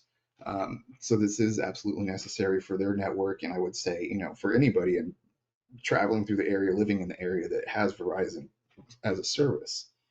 In terms of stealthing the facility and making it look better, that's not really something that we can do. It's not our tower, and with the multitude of other equipment in there, we would have to effectively take the entire thing offline, remove their antennas, rebuild the tower, and that disrupts another carrier service, and that's not something that we can just do. In terms of what the county is going to require here, I fully expect that this will be approved administratively. Um, my reading of the code said that in the C2 zone, the wireless can go in at the minimum functioning height. But on top of that, there are federal regulations that will come into play here as well that kind of um, govern how counties process these things because it's seen as a necessity. So I do expect it to be approved by the county. They will have comments. They do get to fully review, provide conditions of approval and plan check comments. And so, we will go through the entire process. I don't want to give you the impression that that's not what it's going to be, but I don't expect, unless there's really something that we can't accommodate in terms of the code, I don't expect to see any issues on the approval on that end. Addressing I've heard a couple mentions of satellite technology. I can say that, building towers is what I do. I've been doing it for about a decade now, and I'm as busy now as I have ever been the entire time that I've been doing it. And I don't see carriers pouring all this time, money, and effort into continuing to construct these towers if there's going to be some new technology that comes out in the near future that just obviates the need for all of them. In terms, did hear concerns about sound. We will provide acoustic analyses. We will do, we'll do full fire prevention fire prevention plans. Let's see. And just in terms of the overall height, I know that the previous board blocked it in at 75 feet, but it does seem a bit strange to hold to that when there's a tower that's almost twice as tall right next to it.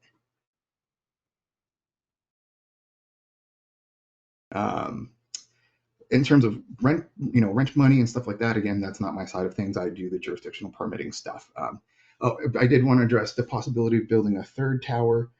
That is something that the county would likely take issue with, that they do require co-location if feasible. And so, I could speak to them and say, hey, the HOA here doesn't want us to extend this. What would your thoughts be on building another tower here? But it causes complications with running utilities. It causes complications with, if we're at the same exact height as the towers next to us, then all of our antennas are pointing at each other and they cause interference with each other. And that can, it could just kill the entire thing.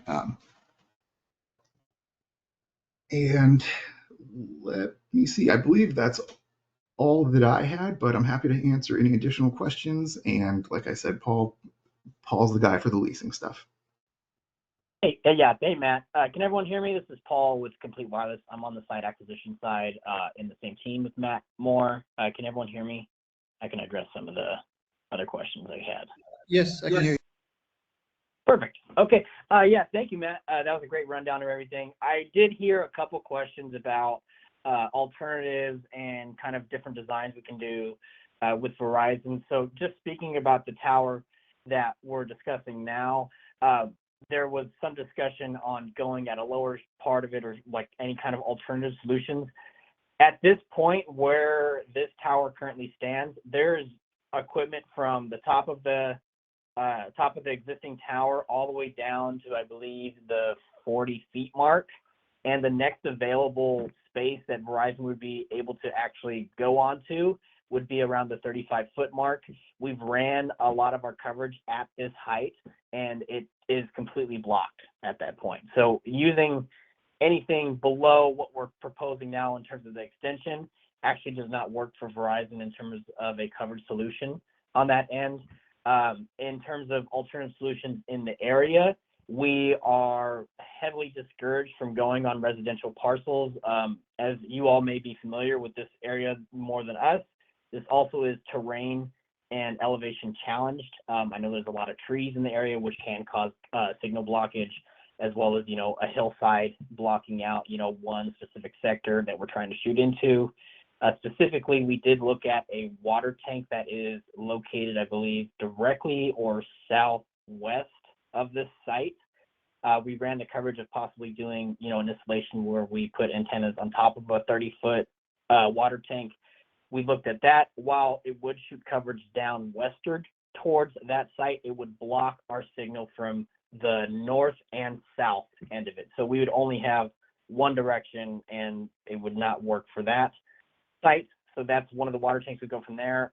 Anything around lower in the elevation from this actually does not work for the RF solution. So we have looked at the area in terms of this. It's just, since it's terrain and elevation challenged, it poses that kind of instance of we may have some coverage, but it's not the best coverage, and it would be unreliable in a sense. So this is technically the best opportunity for Verizon to provide the best coverage for the entire area.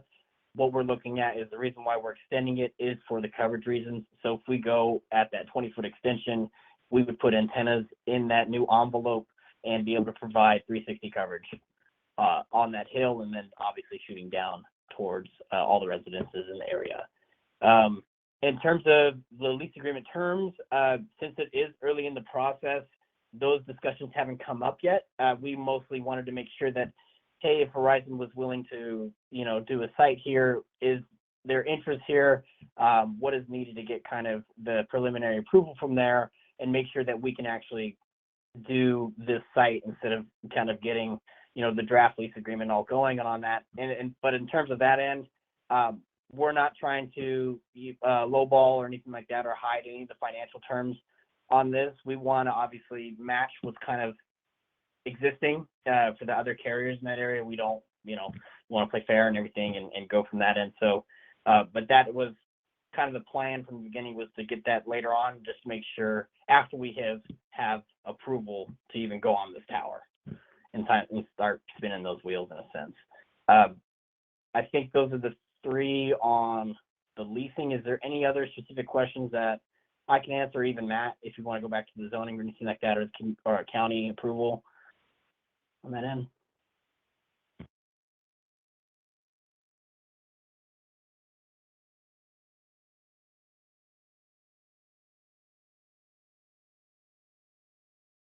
I might have to leave. Yeah.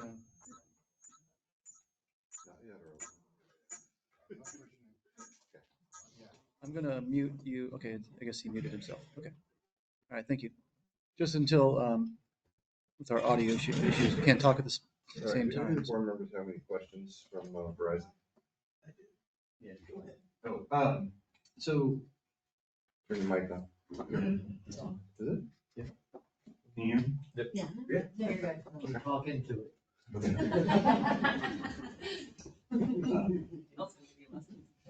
Yeah.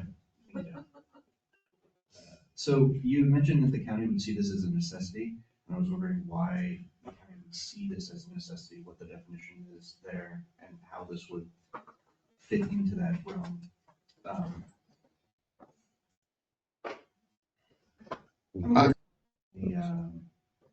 There may have been some confusion there. There's no county designation as this being necessary. It's About this as far as to know what else could be done. I think that the lack of lighting is reassuring. There's still some sound issues. What would the audio analysis look like? I would like to know what the standard is there, and how that would be evaluated. And then, it's tough for us to agree to something. I understand your position that the lease agreement terms have not come up yet, but it would be tough for us to agree to something, I think, that impacts our community and particular members of our community, especially without having an understanding of what it is that we would be getting out of it in terms of the benefit to offset that impact to our community.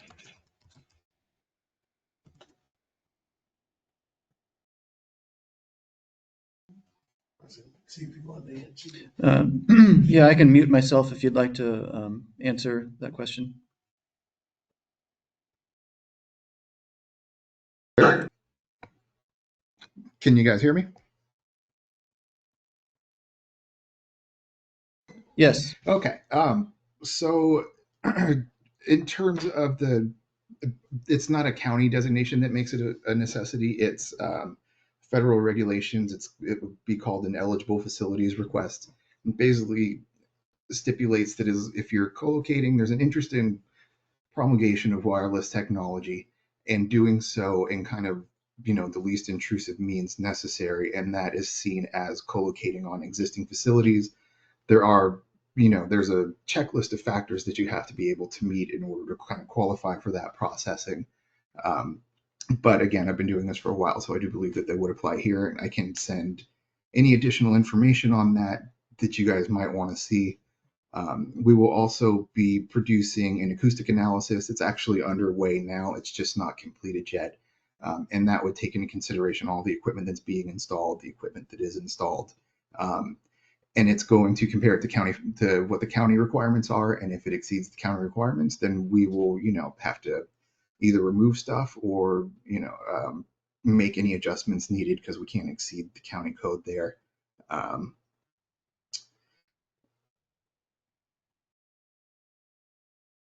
But yes, no, the facility will absolutely still be compliant with all local, state, and federal requirements in terms of safety and fire and sound and emissions and anything that's required will absolutely be done.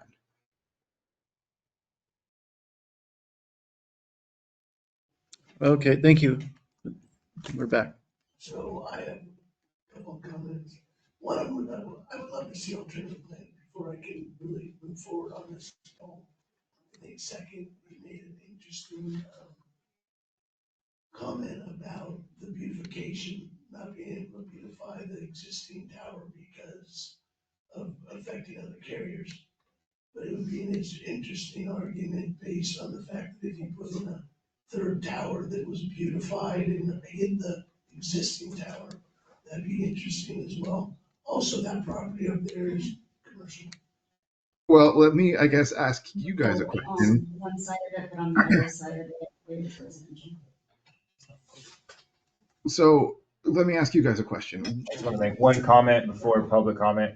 That plane crash we had, the first 911 call couldn't go out for lack of service, and they drove up to the station. So I'm not pushing this project at all. I would just request that the board would look into a coverage map and alternative solutions if we say no to one of the solutions that provides a coverage radius. So that is an issue public safety wise in our community, is not being able to dial 911. And I agree with you, Nick. And when you do look at their proposed coverage, it is potentially quite a bit. I'm just concerned that we're not going to get what we're promised. I agree. Absolutely. So, can we have public comment yet? When we're done. So to address that issue, the gentleman from Verizon, what sort of guarantees would we have as far as the coverage goes once the tower is put in, and if we have issues with the coverage not being promised? I can go ahead and mute myself here, and Matthew Moore, I see your hand is raised, so you might have another. Sorry, yeah, no. I'm gonna go ahead and mute and go ahead and speak. I would just say that this is the information that's provided to me directly from Verizon's radio frequency engineers. So I believe that it is accurate, or as accurate as computer modeling can make it. If there are issues, there will be an operations number posted on site, 24/7 access that you can call that, and they will answer and they will address any issues or concerns that you might have. I would also say that in terms of other things you guys are concerned about, it will be going through the county for review. So it's all the public process. You guys will be able to see what's happening every single step of the way, and you can make comments to planning, you can make comments to the jurisdiction, and that avenue is available as well. If I may add as well here, from kind of just the leasing standpoint. Okay, thank you, Matthew. In terms of guaranteeing for the community, the service is planning to be, installed for at least, or like for a long period of time. These carriers don't just install equipment for 1 to 2 years of service. They install for 20 years, even longer, to bring coverage to that area, and are constantly, well, not constantly, but they are updated on their coverage for this area. So it's not just they're installing this service for the next 2, 3, 5 years. They're looking to invest in the community, and of course, they're spending all this money on the equipment to install it, to bring service for a long period of time here.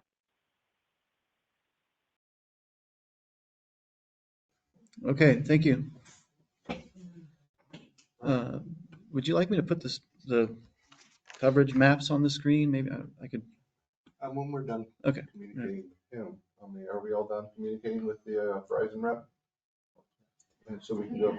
I guess I would just go back to Wes's point. I would just be curious what, in real like dollar terms, what you're offering, up for us to like give up people up there are gonna be affected by this. And so I'm just curious what the actual dollar amount would be. I think that's not asking that much, just be clear on that part. That's my opinion. As he said, we haven't quite gotten there yet, but I mean, in fairness, Put a ballpark range, yeah. like something, I mean, when you're asking us to like Yeah. vote on something. Yeah. And That's why we I got don't the what US Cellular and T-Mobile are currently paying, so it's probably going to be within that ballpark. I mean, that would be my guess. Which is fine, but once we vote to approve it, I mean, we've got what, the 2,400 a month, 1,400 a month, plus some electricity, but once we vote to approve it, they can come back and say, well, you approved it, here's $200 a month. No. Right? Approve it with I think contingency. he just stated that it would be comparable to the agreements that we have with US Cellular and T-Mobile. So that's why Chris added that in. It's not the exact figure, but that's and what the spokesman just said was that it would be somewhere fairly from their perspective, that it would be around something like what our already existing agreements are. With that said, I have T-Mobile and I don't get any coverage. I have to say that to me, the crust of the issue is the 75 feet or the 28-foot extension. And again, a previous board voted on it, so I personally, I would like to see if other options are available. I agree, I think that other options would be good. They just told us what they did look at. But they didn't give us any other option with the option. And the other thing, just to be a reminder, yes, it is that limit that the board has set before. It is our duty to change something if it's not. Agreed. So if I may, before we go to public comment, Mr. Hargrave is out here, who was one of the board members who voted to limit this tower, and I was wondering if you had some input on this matter that could help us. So we open it up to the public. And then we'll open it up to public. It is open to the public. All right. Yeah, I was already going to come up, but I knew I couldn't beat Arlen. Sorry, Arlen, I was going to sit there. Yes, as one of the board members who did vote on this, it was based on resident. It was based on, from my recollection, this was a decade ago. It was mainly concerns on residents of the area. Also concerns on the still unknown issues with proximity to cell phone towers and stuff, whether there be health issues or anything. To the best of my recollection, that's pretty much what that decision was based on. And I really do respect this board's willingness to hold past boards' decisions. That said, times change, residencies change, our demographics change, so those policies can be changed with advances in the community as well. I don't know if you should directly equate it to a dollar amount, because even what we get from the other companies is kind of I wouldn't say trivial compared to our annual budget, but it's not a impact for our annual budget. As far as being a former business owner who dealt mainly with tourists, I will say a lot of my tourists from out of the area did have Verizon. Again, times have changed and there's other carriers, but that was a large complaint I got from tourists around. And as of now in the public safety sector, we still have, if not an increasing amount of tourists. And I'm sure that is still a limiting factor to their communications, and just knowing with a lot of the changes in our vacation housing being more of an Airbnb type market and moving further away from the hotels and stuff, connectivity in those places may or may not be as well. I know a lot of them do not have phones available, and so they're relying on everybody having a cell phone. So if you have somebody who's from out of the area, which you have had multiple times on multiple calls, they're unable to use their cell phones and are searching for alternatives. One being just coming to the fire station, or trying to reach out to an inn owner or something like that. So there could definitely be a public safety part to it as well. But yeah, I'm sorry I can't provide a lot more insight on that. But yeah, I mean, without actually kind of being able to see the old agenda, I could go into my archives and find something and shake something out for you guys, and get you something at a later date. But yeah, because I know I do have all those agendas and everything from that past. But just sitting here, I can't recall anything more specific than just people like Arlen who very much were against it. But yeah. Any other questions I can answer? No. No, but thank you. Yeah, absolutely. Appreciate it. Yeah. All right, we're gonna move to public comment. Mr. Erlen Reed. Thank you very much. Okay, the solution, Nick. They said that they could go up to the hill to make a phone call. You put the cell phone tower at the water treatment plant where there already is a tower. Done. 91.25, general regulations, 91.251, it's setbacks. Number 2, telecommunications towers located adjacent to the residential lot line by a distance of at least equal to its total height, or 50 feet, whichever is greater. This is the sound of the tower. This is just the other night. So you can see the blinking light if you look close enough on that recording. So this is it's only 34 seconds. So they can't, it can't even be done. Since this location is on a ridgetop, hilltop, it does not meet the requirements for an encroachment permit pursuant to the county code, Title Division 1, Chapter 1, 411. This is required for any facility proposed within county maintained right of way. Okay, so then you have technology is growing faster and faster, day by day, yet nobody's cleaning up the past technology. Look back at the human nature, this tower will soon be abandoned. It'll be falling on somebody's property. The railroad is still there. And this argument is always the same. It's just a different day this time. The argument to put the 130-foot tower by my house was because there was a 45-foot tower there. So now we put a 131-foot tower, so that makes it okay to put another 95-foot tower? When does this stop? I mean, they had the options to look at other places. There was Queens Peak was an option. There was the sewer plant, and there was the lighthouse. And nobody wants it down there, but perfect. It's where the airport's at. It's where all the people are coming for their thing. Terrible arguments. Terrible arguments. Right away. It's like they're just putting a carrot in front of you. Small town, government board, give you it's a step for their permitting process, which they haven't even been. I already called them, talked to Bonnie, the building planning department. No. The last time was in 2022 that a permit was pulled for the tower. And the tower actually was 65 feet when they first did it. And all the things that happened after that got it to the 75-foot tower. So when it was originally voted on, it was only 65 feet. And then they put the height limit. And that was a good thing because it got there, didn't it? 10 seconds. Yeah, technology has always improved. I had a 12-foot satellite dish huge thing. You remember those? I mean, come on. I built a table, redwood, they wanted me to put USB ports in it. If some, I definitely understand your frustration and concern. I gave you the solution. Put it at the sewer plant. Get your money, put it on the sewer plant. There's a tower there. Put it on there.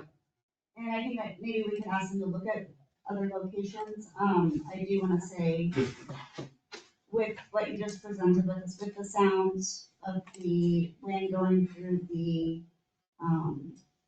with the Coast Guard tower, it was obviously very loud. I think it would have been a little bit helpful if we maybe brought up your concerns and then just played us a clip of the sound, so then rather than over your speaking, so that we could actually hear what you're saying. Well, the first time that I brought up this fight, I brought in 100-foot tape with 130-foot tape. And I understand, and I do understand that, and I think my concern is, like what we're saying is, okay, that 130 foot tower isn't the cell tower, it's the Coast Guard tower. And my concern is that the cell tower would also be amplifying that same type of wind noise, which I don't know if that's what they're actually, when we're talking about noise, I don't. And I don't know either. When it makes that much noise, you're just recording it, picking up everything. It's not. Right, and when I was researching, it didn't look like, when they're talking about finding out about the noise pollution, so to speak, it didn't look like that's what they were looking at. A part of that, so definitely We gotta move on. on. We gotta keep it moving. All right, anybody else have any public comment on this matter?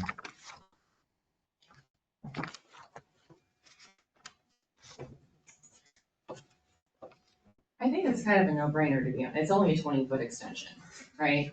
I get that there's noise issues, get that, but there's also safety issues. This could promote better safety. It's gonna help tourism. And, it's passive income. Who cares what it is, right? I mean, we're getting some monetary gains from Verizon. I really don't see a lot of downside to this, quite frankly. We already have the 130+ foot tower right next to it. And there's also going to be an acoustic study. So, and like I said, we have to be within regulation for that. So I would be interested to see what that would come back as, but I think in terms of public safety and just updating our towers, I don't think this is a bad thing to consider. Thank you. Any other public comment? Yes, sir. Yes, sir. Mark Wilson, IBW. I'm not going to fight with Harlan over there, that's for sure. But I'll just say, as a non-resident frequent tourist, if it wasn't for the few spots in the cove that literally have Wi-Fi, it would be almost impossible for me to do any work up here. I've had Verizon, I have T-Mobile now, and neither one of them worked, right? So I think it's something worth you guys investigating a little farther. And as far as what previous councils will do, with all due respect, I find it funny when it comes to taxes, they never look at what previous councils did. They're always willing to increase taxes going forward on the residents. So. Thank you. Any other public comment? No. All right. Board? Anybody got anything to say? I'm gonna reiterate what I said before, I'd like to keep this game down the road. I'd like to see if there's other competitive options. I'd like to know more about it. I think that we're hearing the feedback about against another board. I think that at the end of the day, I'd like to know if there's more options because they presented one. Okay. Session? Well, they did discuss it, they did look at some other options in different parts of the code, it just wasn't, they weren't getting as much coverage. It's a hard one, because I do understand from the with the tourism and public safety. aspect of it. I just also know what it's like to be in a part of the code where decisions by this board are being made and that negatively affect the people in those areas. And it's, frustrating, I know, for community members. And definitely the people up in that area have been from the very beginning of, even with the first tower, have been negatively affected and continue to be negatively affected by those towers. So I just, yeah, it's a hard decision. So it's an action item we need. I know.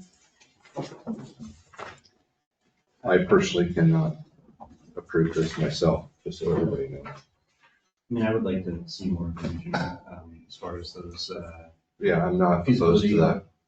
You know, as far as the acoustic analysis and whether that takes into account the wind and some other alternatives.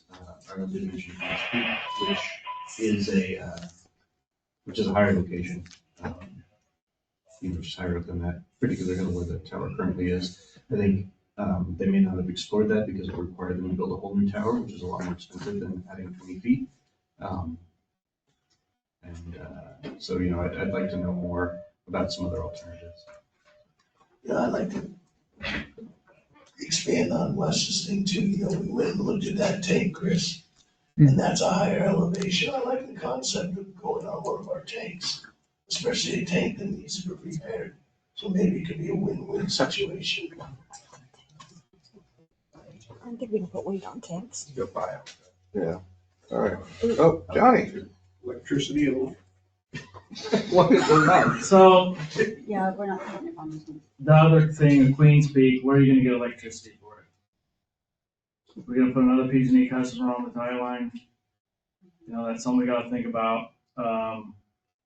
And then John Tank too, you got the hill that's there also. And the tank is, you know, it needs replaced. Yeah. Not at the airport or the wastewater plant or the lighthouse. Can't have it down there because it's in the FAA flyway for the airport. So I mean, you got other things, that, you know, that's to be considered.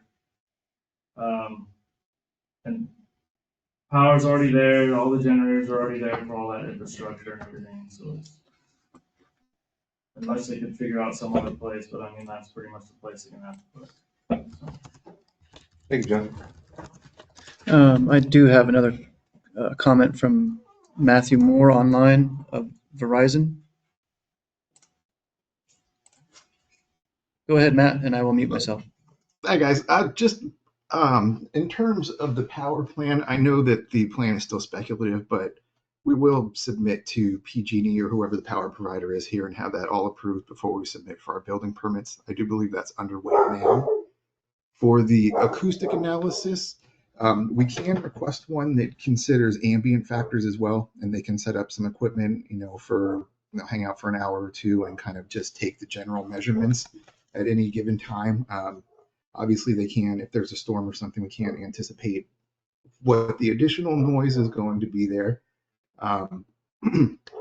In terms of placing this thing, you know, down by the lighthouse, I think, again, you should look at the coverage maps. Topographically speaking, if you look at it, you can see that the coverage over the ocean is much greater because it's flat. And so we have to kind of put this at a higher elevation if we can to cover everything around it. If we put it at sea level, trying to shoot it back into the coverage area there is going to severely inhibit its effectiveness and its range. I don't know about a water tank on top of the hill with an existing tower. I can let Paul to speak to that. Like the one area I can't get service beside my house unless I go through the internet. But yeah, is there something about that, like being up high and then the, I don't know, signal shooting down, and does it like miss nooks and crannies? Whereas if it was coming from like below and then going up. The taller it is, the greater geographic area it's going to be able to cover. So you think they generally shoot towards the horizon. So if we have a 5 foot taller at sea level and the center line is pointed at the horizon, we're not going to get much coverage up in those higher elevations. Whereas if we put it higher, we can do some antenna tilting and things like that can kind of fill some of those nooks and crannies. You can't fill everything, but when we're talking about going from effectively 0 to, you know what I mean, what we're showing now, I think, you know, it makes sense. I can ask about alternative coverage maps that would show, you know, from a sea level standpoint, but again, I don't think that that's something based on my experience that Verizon would go for, just because you would still need something higher up because you wouldn't be able to cover the stuff that's being covered now. So now we'd be talking about maybe 2 towers or, you know, multiple towers as opposed to just the one that we're looking at here and the extension of the one that we're looking at here.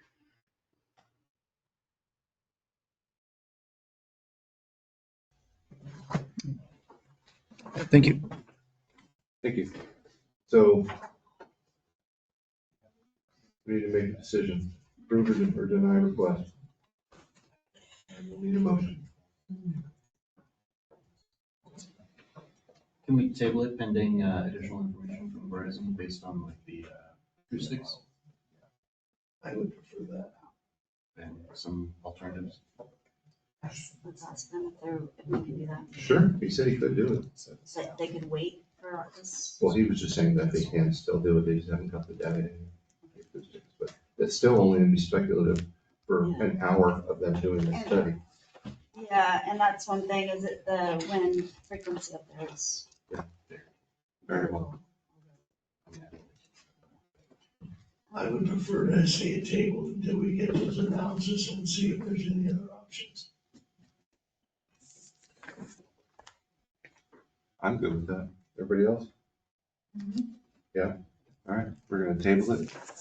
Ask them to come up with other options. Other options and the. And the acoustic analysis. Analysis. Yeah.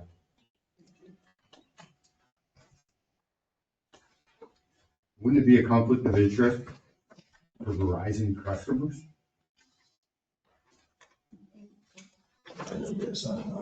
I'm not. I would say it's not a conflict of interest because there's no financial interest that you guys would be benefiting.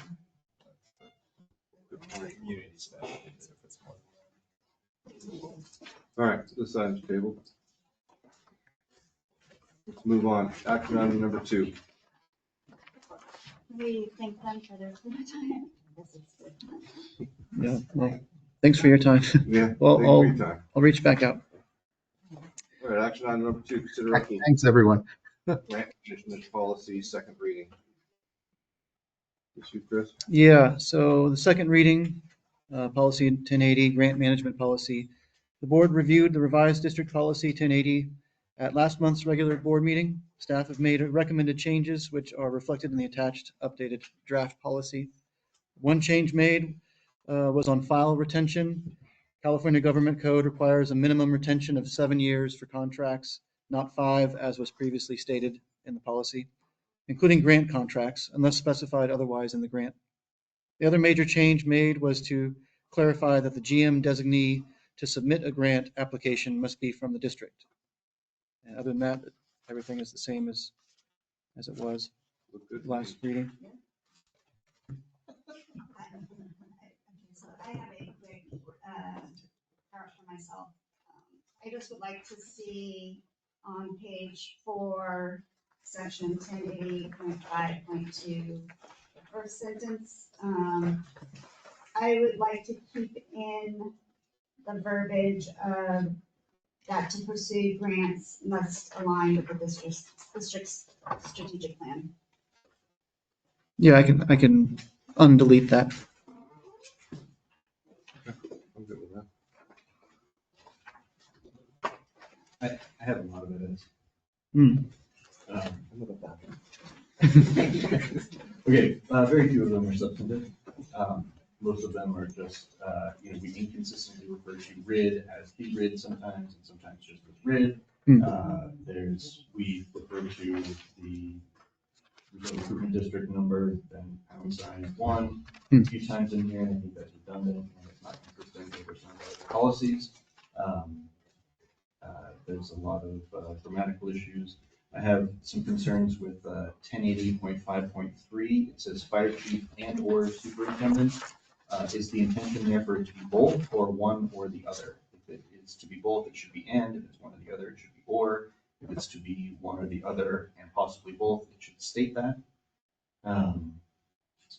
Let's see. Yeah, there's also some inconsistency with how the board of directors is referred to. Sometimes it's just called the grid board, sometimes it's called the board. I'd like to see those that made more consistent. Some medical issues. I don't know what a manual records file is versus just a records file. And that's in 1080.7. 1080.7.1 has a number of things listed below. That's again dealing with the manual records file. And I don't know if those are, it looks like just a series of definitions of reports. I don't know if those reports are required to be kept in the file or we're just kind of dividing them because it's exciting to do. In terms of the coverage, I think that's at 1080.7.4. We're talking about file retention and the different types of documents that need to be retained. I think that communications, especially electronic communications such as emails and texts, are going to also be required to be maintained for the purposes of litigation hold. Again, there's a lot of shall, which I'm not a huge fan of from a contract writing perspective. So like I said, I don't think that there's a whole lot of stuff in here that changes the meaning, except for a couple of points where I don't understand what it is you're talking about. And I think that just some edits could help clarify that. So I'd like to have the chance to meet with you next week to go over some of that. Yeah. We could do that. And we can bring this back for a third reading. Yeah. With all of the changes, correct? Yes.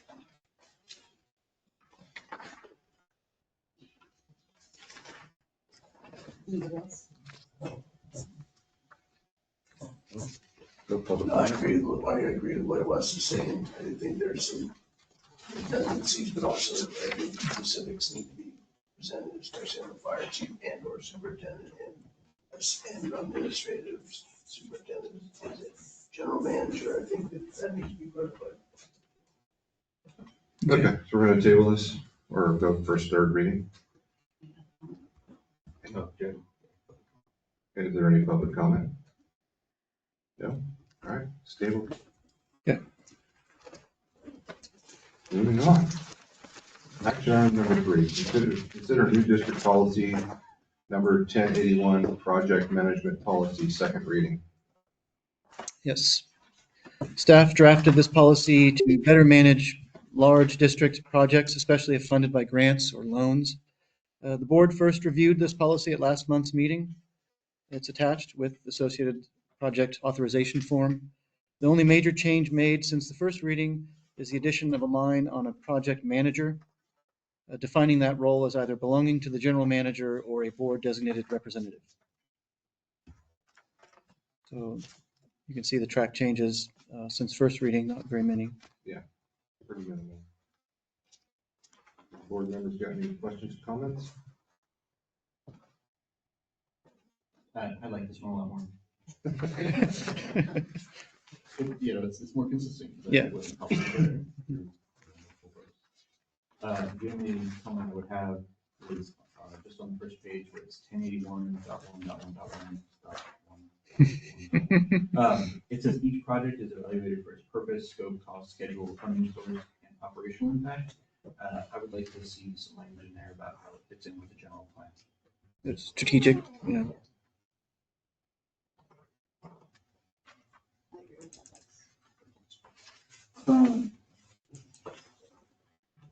Anybody else? Board members? Questions, comments? No? Public comment? Public comment either? So are we going to do a motion on this with modifications? Anybody? I'll make a motion to approve the new district policy number 1081, project management policy with modifications. I'll second it. Roll call.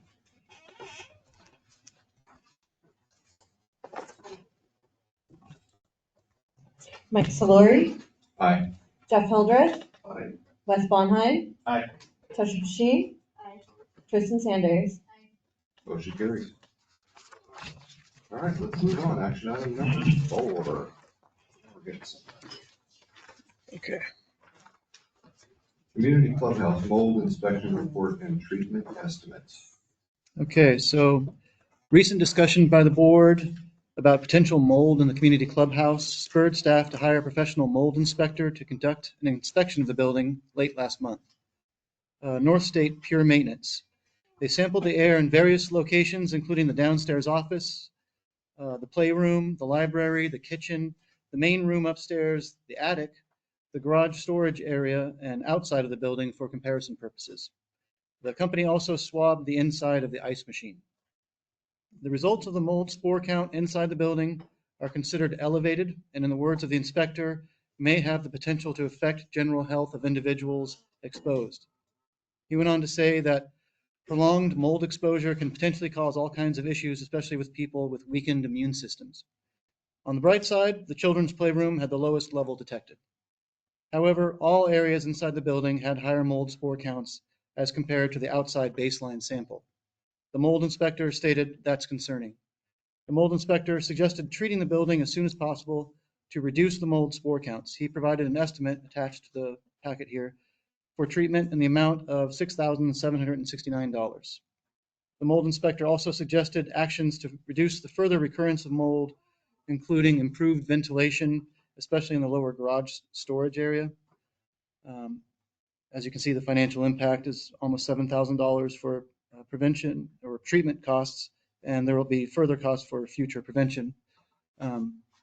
He was online, but about 20 minutes ago, he said he was heading out of service and he had to go offline. So he is not online to help answer any questions right now, but Okay. I can do my best. I have a few. I noticed in the attic there was a high concentration of mold, and improved ventilation up there would help decrease that. So I think we need to look at adding some type of ventilation, air circulation device or something in the attic. I think proper cleaning will help mitigate some of this. And the ice machine, I've said this many, many times, needs to be cleaned weekly, if not bi-weekly. Mhm. And we also need to hang a cleaning report on there, who did it, and all those details, and that's per the health inspector. It has to be on there for a public space, and because that ice is horrible. And the people that turn the ice machine off because it's loud are the worst culprits. Do not turn an ice machine off, because all that does is increase the mold exponentially. But it does have to be cleaned and maintenance regularly. I think we also need to seal the windows in that building, because it's coming through, and there was a large concentration on the windowsills. And then the garage is a huge problem, but we need more airflow in that garage somehow, some way. I don't know. I don't have the answers, but I think that will help us tremendously moving forward. Because the water leaks, I'm not sure where they're all coming from, but I know the windows leak pretty bad. And that's why there's that high concentration on the windowsills. And at least we're making progress moving forward. That's all I got. Anybody else? Yeah, thanks, Chris. I mean, I got to start on this one, and unfortunately proved incorrect. I think that Arlen had a good suggestion at the last meeting that we could easily cover those windows with a shed roof or something. It'll also mitigate some of the issues on the mold on the windows.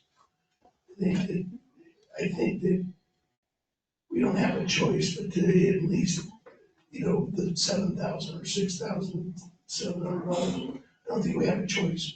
We need to, for the public's safety, that has to happen right away, instantly.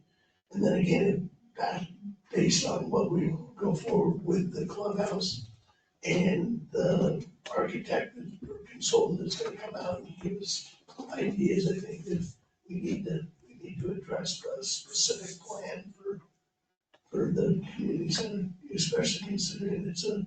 emergency evacuation center as well. So I don't think that we can hold off on any of these situations. Yeah, I'll be meeting Friday next week with an engineer to kind of assess the building, see if there's any rehabilitation options available. If you'll let me know when, I would like to attend that meeting. Okay. Yes, and I believe the subcommittee, the community evacuation subcommittee will also be members in attendance. I believe that's some of you who are all in Holland, New York. And so obviously we need more than $1,000 in clubhouse repair in the budget coming up. But with that said, yes, we've got to get on this mitigation. I guess my only question was going to be for the person doing it was just how long it was going to last, potentially. Until winter. And, you know, I just like to reiterate what you had said about the cleaning of the ice machine and needing to be regularly maintained and have a set schedule. And then also just making sure that any of the repairs that we're doing, even if it's for a short term, that we're doing it up to code. That's been an issue with the community / evacuation center for a long time, is we've done things in-house, and oftentimes they're not being done up to code. We're just taking advice from certain people, but it's not the current codes. And so we need to make sure that whatever we're doing as far as repairs and mitigation, that it's to code. Agree. I mean, he gives them directives, but no. So I was pretty disappointed with this report, actually. He says it may have the potential to affect general health of individuals exposed, and prolonged mold exposure potentially cause all kinds of issues. It doesn't sound as much of an issue as the folks are making it sound, and I'm not saying that mold is a potential problem, but based on what he's saying here, it doesn't sound like he was able to find results that there was that much of an immediate problem in this area. And that said, his quote for 67, 69, it's mostly cleaning. So, yes, I mean, that seems like a lot to me to basically just clean stuff. But maybe I'm out of touch with what it costs to clean things. So, you know, I would like to see other estimates for doing this, especially since the same individual who did the test is the one that's proposing this series of cleanings. Custom wipe down surfaces, clean window tracks, treat HVAC system, replace filter with gold shit. I mean, that's, he's got a dry fog application with PPE registered standard date 5.0 for pathogens mold. I mean, this crawl space cleaning for $1,000, mold stain removal on subfloor surfaces in the beverage storage area. I mean, how, I'm not into what he's proposing here for the amount he's proposing. It's specialized work, and that's what you pay for. Okay, I would still like to see other estimates, if it's I possible. don't think there is anybody else. People who are not the same person who's inspecting the facility. I mean, I can inspect a facility and say, oh yeah, this, you guys need me to do all kinds of work here. I totally agree with Les. I mean, I see that happen all the time. Yeah, I would like to see another quote too. One thing that I would like to add is, yeah, a lot of this is more specialized. It's not what we are painting Deborah or actually we have capacity to clean to the mold. I think one good, like we were just pointing out, it's not as severe of a mold issue that has been portrayed to the public. And the narrative that's been to the public by other community members and a lot of guessing, they found none of the toxic black mold that usually is what gets everybody hyped up. But we do have community members who are dealing with deficiencies and children that are also dealing with those types of issues. And so, yeah, if we need to go for another quote, I guess that would be okay since it's not, there's no toxic black mold. I did get some feedback from community members that were down there when he was doing his testings, and from them, they were very impressed with his professionalism and his quality of work, so. I think that coming out here to deal with that size of community center, that actually this price doesn't seem out of bounds to me. But I understand you're wanting to get other quotes for inspections, but then are we also paying for more inspections? Yeah. I think the treatment includes a post inspection, right? Post-treatment air quality test, I guess. So we could just give this initial report, we could just give this report to other people, and they can just go off of this report to give us their. It's probably just based on square footage of the building, so I can provide that. A lot more. I would say that the report's also based on what's visual. Hmm. You know, and being a builder, it's what you don't see, it's what's potentially the problem. So it'll be interesting to get back to having the architect with ideas, whatever, but it's once you get into it, the can of worms opens. It was also, I had a conversation with Laura Paul about, added forms of revenue, and one of them was to have that kitchen be certified as a commercial kitchen, so that they can sub it out to, people who want to do baking or cooking or whatever, and I think that would be a great idea, so if we're gonna go forward back to that ice machine, I think it's the whole kitchen that needs to be addressed. And that's definitely something that the committee is looking into, and we have a list of, projects that need to be completed and dealt with, prior to moving forward, even if we decide to redesign it or not, so you'll be getting that report. And that's exactly what I said earlier about having a report to understand what the committee's actually doing. Oh, wait, we gotta go to. Is everybody all done on this topic, so we can go to public comment? Yeah, all right. I just want to say, I had a house that I dealt with mold, and the only thing I would be concerned about with giving that initial report to other people is they're gonna say, well, that's what this guy found, right? So usually when I had to get 3 inspections by 3 different people to get 3 different quotes, because especially when it comes to mold, they're not gonna trust what another guy saying they wanna come and do their own inspection. So I would be, you can try, and they say like, well, if this is true, then this would be my estimate between this and this, they might be able to bid it out. But that if they do take the job, I think they will still wanna do their own inspection, which then will cost more money, so I just wanted to have you guys keep that in mind. Right. But it definitely does need to be taken care of. And thank you, Jennifer. I was gonna bring that up at the town hall. Thank you. Chris, how much was the cost of that, inspection? $400.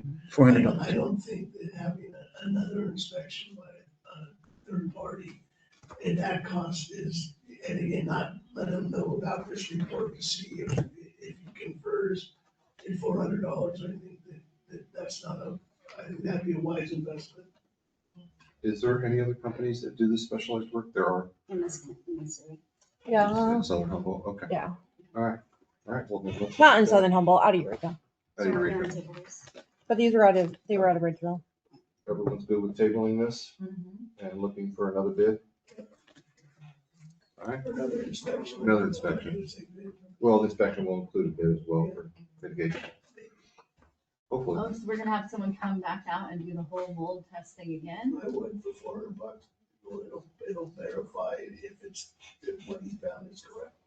I think it's cheap. I mean, is this specialized work, like cleaning up mold? Like, do you have to have a license? Is that, I guess that's what I'm confused. Like, do you have to be a licensed mold cleaner? I think so, yeah. He had some certificates. Yeah. Okay, I would just say, why can't we just reach out to some people that have, or whatever, license to remove mold and say, hey, this is what we need done? That's what we do. Oh, I know, but we wanted to get someone else's dollar amount. That's all I'm saying. It's like, oh, here's what we need done. We can call another company and see what they say. Oh, this is how many square feet it is. I thought that's what we would do. Otherwise, we're just, I mean, I think it's probably pretty accurate. You don't think? I'm gonna say that, what if he finds more or finds less? Maybe it'd be less mitigation and less costly. I don't know. Well, and best practice is to get 3 bids, right? You always get 3 bids and then you compare and contrast, you know, so that would be, if you're gonna do it, you know? I'm gonna say, I think we have another report. Whatever we do, we have to do it quickly. Yes. All right, we're gonna table it With, what's the direction? with getting another bid Mhm. or 2 inspections, or 2. Okay, that sounds good. Okay. Oh, public comment for Mr. Reed. I have to say, I agree with Jeff on getting another one. I mean, that there's only 5 different types of mold is all that there is in the whole building. I would like to double check that. $100. Thank you. All right, let's table this next month and get some more good inspections. All right, we're moving on. Action item number 5. Consider elimination of policy number 2195, use of tobacco products within the district, first reading. Yes, so this is actually our oldest policy in our policy manual, adopted in 1992.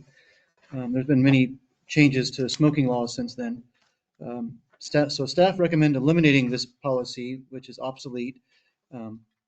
This policy predates applicable California state laws that now supersede this policy, specifically California Labor Code and California Clean Air laws. One exemption I found interesting in the Labor Code is cabs of motor trucks or truck tractors if non-smoking employees are not present. A motor truck is defined in the vehicle code as a motor vehicle designed, used, or maintained primarily for the transportation of property. A truck tractor is also known as a big rig or semi-truck. In the district's case, this exemption would probably apply to the dump truck and possibly the line truck. I would have to ask. I'm not really sure about that, but that's what I would say. So if we had a smoker and there's non-smoker present, the labor code would say it would be okay to smoke in those vehicles, potentially. But other than that, the policy is, it's law. So it does not, we don't need to have a specific district policy. So no financial impact. Recommendation is to consider eliminating this policy and bring it back next month for second reading and final approval. Works for me. Questions, comments? How many smokers do we have? I'm not sure. I don't think we have any. I don't know. So I have some concerns about totally getting rid of the tobacco use. One is, so if they were allowed to be smoking in like the dump truck or the line truck, if there was a non-smoker present, then could that potentially like, I don't know, diminish the resale value if we were to ever have to like resell that vehicle, or would it be? It would. Yeah, and so I kind of have issue with that.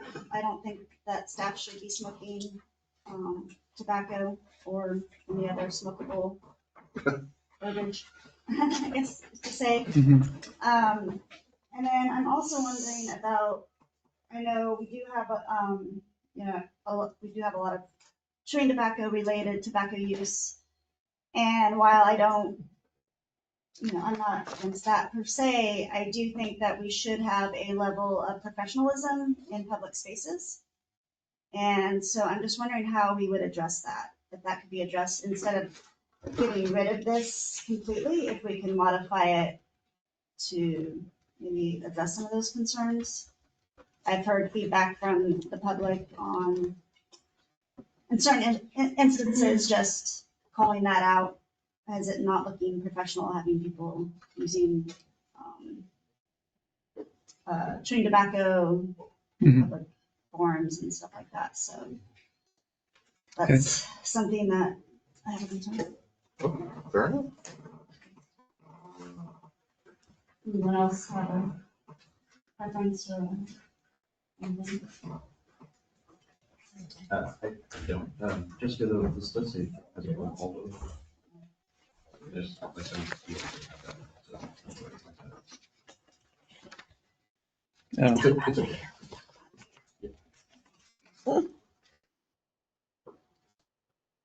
So I guess what would the, I mean, if, I guess I'm asking us, board, do you guys feel that we need any more? Do we want to get rid of this completely, or should we modify it? Are you guys comfortable with people smoking in our vehicles? I don't think people should be smoking in the vehicles. That's what I'm trying to get to is, Yeah, if we I need. agree with you there. I mean, I don't know, I have a different take on like chewing and stuff like that. I don't think it has like the air quality stuff and it doesn't, I mean, I guess you could spill some chew on the floor, that would be awful. But like, yeah. I'm gonna say back to the supersede law. Again, if there's already existing California state law that deals with this topic. Is it redundant? I mean, again, so I'm gonna go back to you, Chris. As it's written, it is redundant. This is state law, but if we wanted to modify it, for instance, what Tesha suggested, then we could modify it, I guess, as a district policy. I kind of feel like we should have an outright no smoking in vehicles. Yeah, Mhm. I agree. I definitely agree with you. So we could modify this to just be no smoking in vehicles. Period. Any company vehicle, especially if it diminishes value. Whether it's permitted in other areas. Yeah. We could do that. I was just wondering if we had a vehicle policy. I don't remember every policy name off the top of our head, but if we did have a vehicle policy, I would say it would be more applicable in adding it to a vehicle policy. And I think that our insurance company, one of the areas that we scored low on our RMAP, which is our personal assessment, was that we don't have enough vehicle restrictions and information and scheduled, things in policy. So I don't know. That would just be my suggestion, but I don't believe we have a vehicle policy. So I kind of think we should have a vehicle policy and that should be included in So we that. could eliminate this today and then generate a vehicle policy. I have to agree with Justin. I think that we need to, especially if we scored low on the insurance side. And then we can address Tesh's, concern about smoking in vehicles. I think that we should probably have a specific policy for the vehicles. And then we could eliminate this. Yep. I agree. Yeah, I know we have a policy on passengers in district vehicles, but I'm trying to look for that one. We do, but it probably needs to be upgraded. Mhm. Like I Yes, said, I'd be okay with that. I'm gonna say that, like I said before, if that's where we scored low, we wanna bring up that score, then let's address it in this, because of Tesh's, wherewithal to bring this up, we can eliminate one, but we can address our concern. Yeah. I see we do that. Okay. Well, we gotta go to public comment. Public comment? Yeah, passengers. Read is okay. No. Any, staff, do you guys have any comments on this? No. All right, good motion.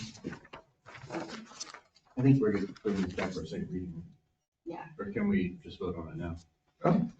If there are no changes. It's definitely a second reading, but you can provide direction Oh, on that's right. how this would go. Talked about it so much. I feel like it's probably third reading. It's coming back. It's coming back. Yeah. And I mean, just staff, do you think that it would negatively impact your folks if they couldn't smoke in the dump truck?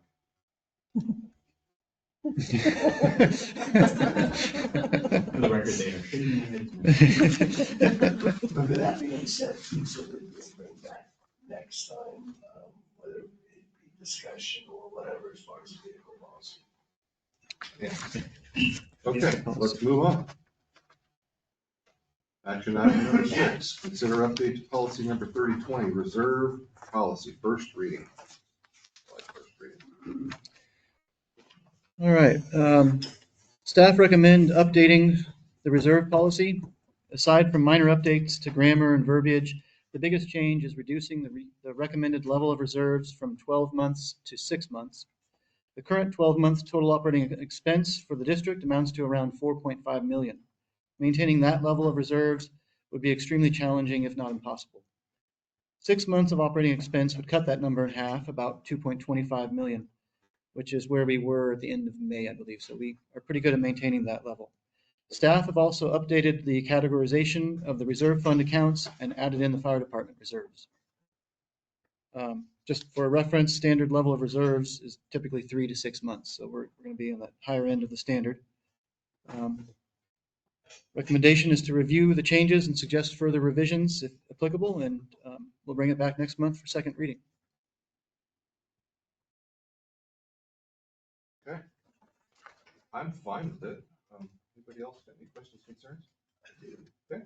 So one of the webinars I did was based on District 1, that we're under reserved. It should be 3 times what it is. Now, realistically, like you said, it's almost unachievable at a year's rate. And knowing that at any one time, especially things that we do, we don't want to be put in a position where any grant that we get that would make us so that we would have to consider bankruptcy. That being said, I can fudge on the 1 year, not happy with 6 months, but I could easily do 9 months. I don't think we've ever had a 1-year reserve, ever. I think that's what our policy is. Yeah, I think we're idling about 8-9 months right now, is my understanding. So therefore, then that 8-9 months is what I'm making away. But I think some of that's gonna go away because of our 2026 budget. This is what we're getting at.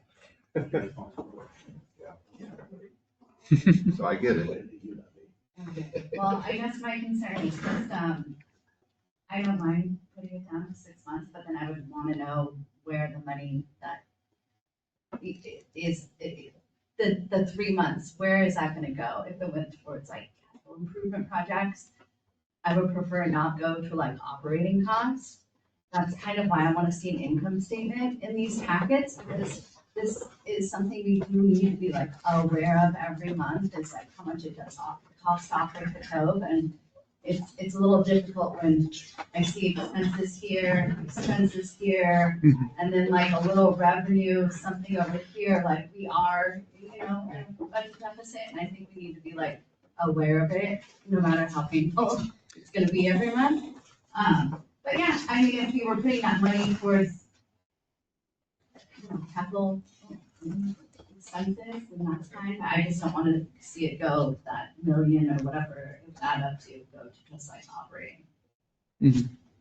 One thing I wanted to mention to staff, we do provide quarterly budget reports, and the fourth quarter report will be next month's board meeting. So we'll have the complete budget. You'd see all the income and expenses for the last fiscal year, and I'll provide a report on that. But first quarters, 4 quarters, we provide budget reports in the packets. And I guess we don't like make any interest. It's just sitting in a savings account, so. A lot of our reserves is with the county fund accounts, and then some in bank accounts. Yeah. So, but we don't like make any money off like interest or anything, so we just like. There is interest on the county fund accounts, probably on the bank. I'm not sure about the bank I accounts. would say pretty much equals to the expenses they charge us for holding our money there. Oh, really? Yeah. Are we required to keep our money there? To keep what? Our money in leave. I believe there's options. I don't know if we're required to do that. I know Relief has been giving us 4% return, 4% interest, so it's been doing pretty well.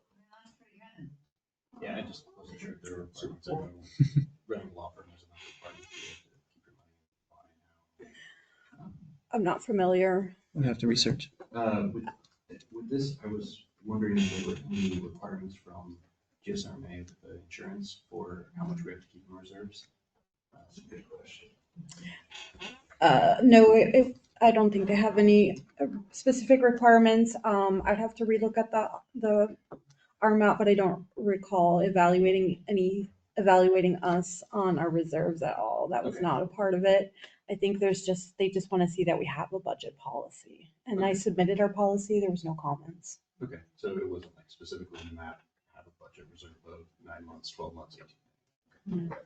I think my other concern too is that back to emergencies, you know, we have to live on the San Andreas Fault, we're in a fire prone area. Again, I can understand the restrictions of having a too much of a reserve. But I can also see the ramifications of having not enough of a reserve.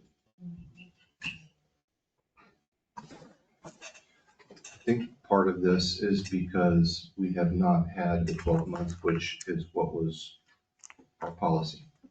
And by reducing this is something we can achieve, it might look better for grant purposes moving forward or for bank loans if we need it during a catastrophe or something like that. I mean, we can always get bank loans, we can always get whatever we need, we get FEMA aid, we get all kinds of stuff will come here if there is a catastrophe. So, and I think that's what these reserves were for, if everything just shut down.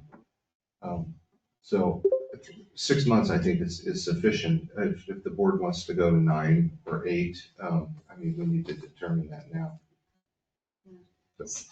So when you're looking at the CSDA websites and the trainings that they have for reserve policies, they state that the typical amount is about 6 months.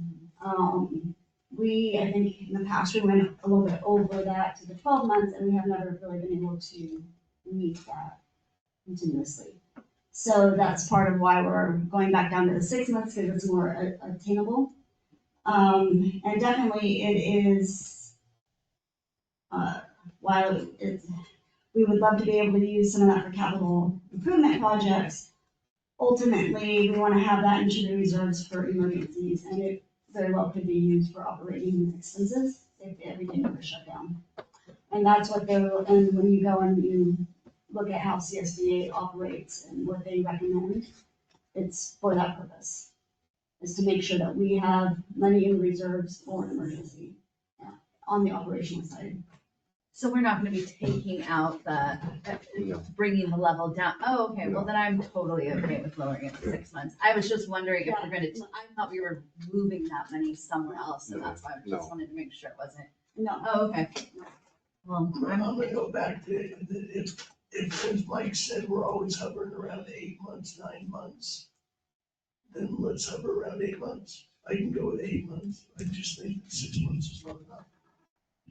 but if it does make us look better for grants and stuff, I mean, would it read as, okay, they have a 6 month and wow, look at, they're like, you know.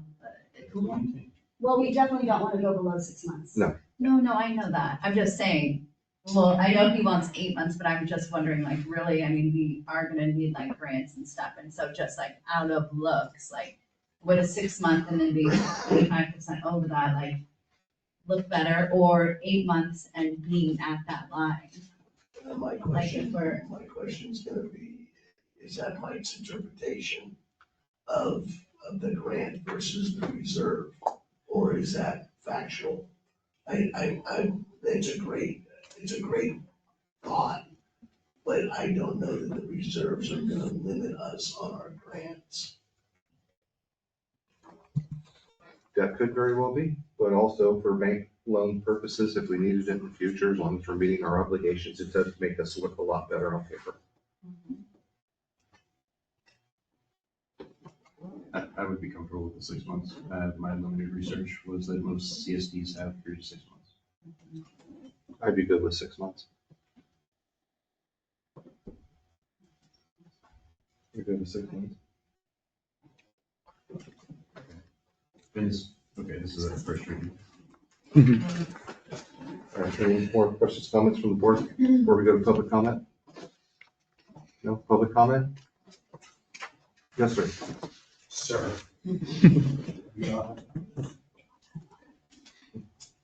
So Mark Wilson again, just food for thought. I represent the city of Willits, city of Hillsburg, NCPA, City of Ukiah, you guys, and I can tell you the majority of my properties, other than NCPA, carry 50 to 55%, which is basically 6 months, in their reserves, right? We won't talk about City Hillsburg because they're rich beyond belief, but most of the other properties are hovering around 50 to 53%. So just for some comparison speaking. Thank you.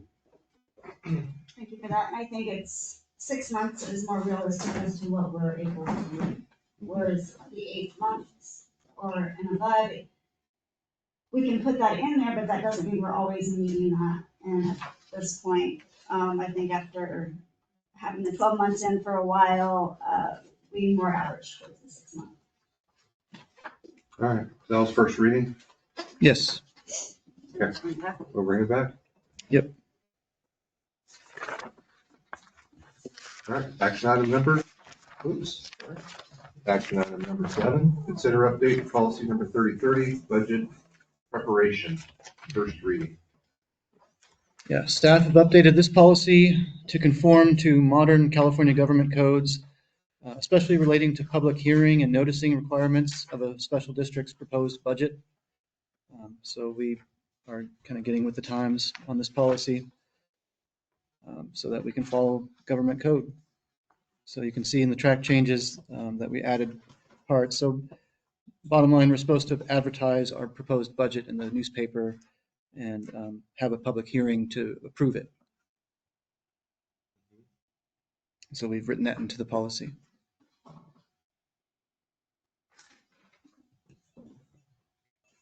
I've looked it over. I'm good with all this.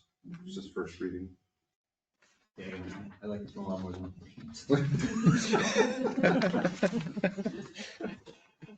All right, this is just first reading, so we'll be bringing it back next month. Yep. Any questions, comments from the board?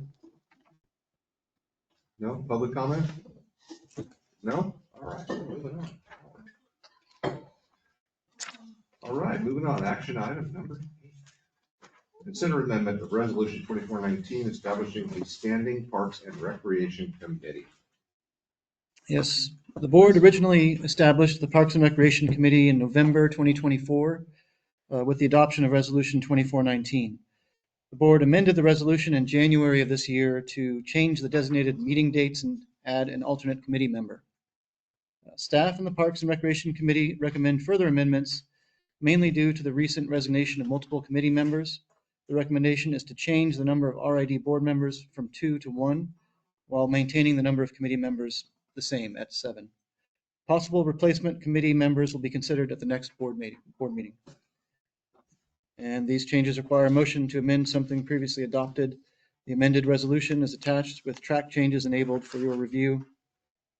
I did put in the dates where it said duration of 2 years. So when we started the committee was in January of this year. So 2 years will be December next year.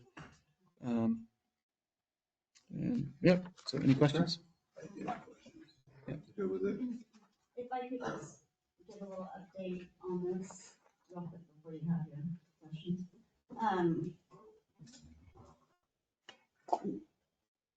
It is common practice for committees to have 2 board members, but it's not a legal requirement.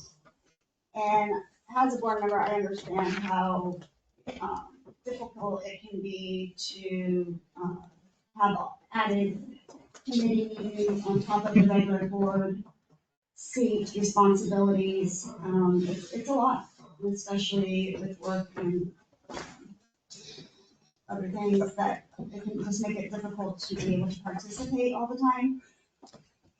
By reducing the amount of board seats, we're allowing more room for community involvement and engagement. And I feel very, I think that the committee is doing a really good job right now, and that we are on track with what we're setting and what we've been tasked to do. And the more community engagement we can have, the better. Originally, when we did have, after the last meeting, we had some resignations. We did discuss shrinking the committee down from 7 to 5 members so that we could have everybody showing up. However, when we started looking at the subcommittees and going over all the information, it's more beneficial for this committee to be able to meet in groups of 3 rather than in just groups of 2. And so we're confined by the Brown Act. If we were to move it down to 5 members, then we could only be meeting with two people at a time, whereas if we keep it at 7, then we can meet as 3-member subcommittees, and it just shows the workload, and there is a lot of work to be done, to continue to be done. And we still have another year and a half to go, so we're really, it is all hands on deck, and ultimately the only reason why I really feel comfortable with having 1 board member currently is because all the decisions are going to be made by the RID board, all the binding decisions.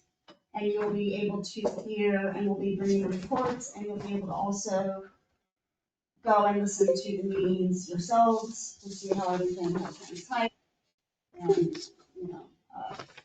give food for thought at these, our regular RID board member meetings.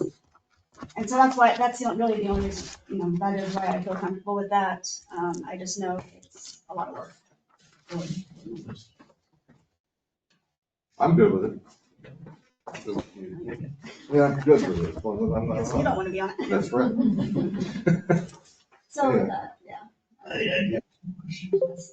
So, not knowing the dynamics or the whatever would evolve. And now Jerry is off the board, is that correct? How many openings do you have now? So you're, is that 4? Including alternate. Okay. So that's 3. So 3 committee members and then the alternate, which would step in if someone else were to resign. Okay. And then you said you're gonna do an outreach to different boards. Yeah. Different nonprofits and the public. And the public.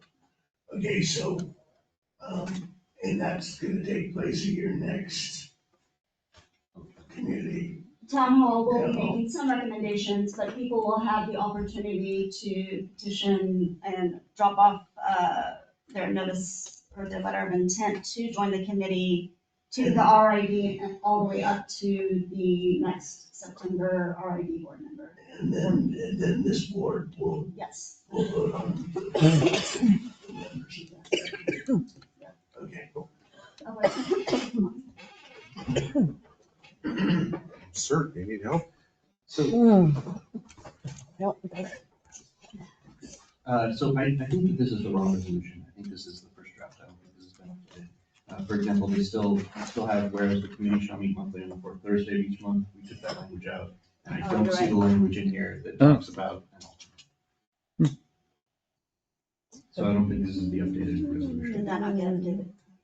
We'll have to look at that, yeah, but. Okay. So I guess. Yeah. So this would come back then. Sorry. I think what it was before was first Thursday of the month. We changed it to 4th, but you're saying we eliminated the date altogether. Yeah, we just made it so that they shall meet. All right, and to allow them to make a okay. Okay, and then the alternate is mentioned in the line before, with an additional member as an alternate. Oh, I thought that was an edit for the RID board member as an alternate. Okay, I misunderstood. Yeah, and I think what happened with this is the latest version, but I think that they might have been confused when at that initial when we changed it to just meeting monthly. Because this is the most current, it's just inaccurate as far as what.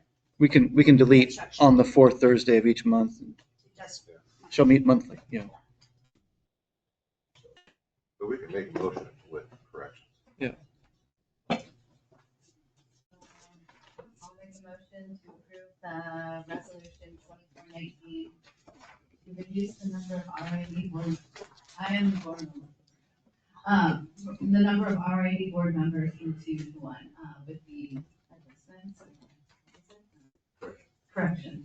I will second that. Roll call.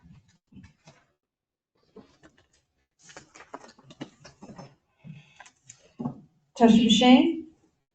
Aye. Mike Solori? Aye. Jeff Hildreth? Aye. Les Bonheim? Aye. Tristan Sanders? Motion carries. Now, moving on, unfinished business. Is there any unfinished business we did not talk about today? Yeah, I have more of an observation. I think I've addressed this more than once. But I'd like to see those two gentlemen of supervisors not here after they give the report.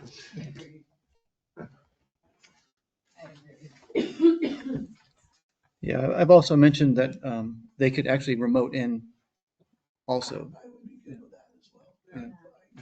Except there's I not like any seeing you reception. guys. Yeah. Okay. Tesha had a comment for everyone. No? Okay, I do. We all need to be current on our. Would you like to make a comment? Yeah, since I am one of the training liaisons, just a reminder to the board to make sure you're current on your board trainings, especially with the ethics training and the harassment training. Those two are mandatory within the first 6 months of being seated. So I think we may be out of compliance on that. So those are the two major ones to do immediately. Is that, and we get to back to Jessica and let her know that you guys have completed that. And then also the other, I mean, they're all important, but then the other one is the strategic plan training, webinar training that really is necessary for all of us to be on the same page as to how we are going to be conducting those strategic plan public meetings. And I know you did yours. I've done it myself, but I am wanting to do it again, because there's a lot of information there, so just asking the board to do those trainings. With that being said, meeting adjourned 12:09. Okay. Okay.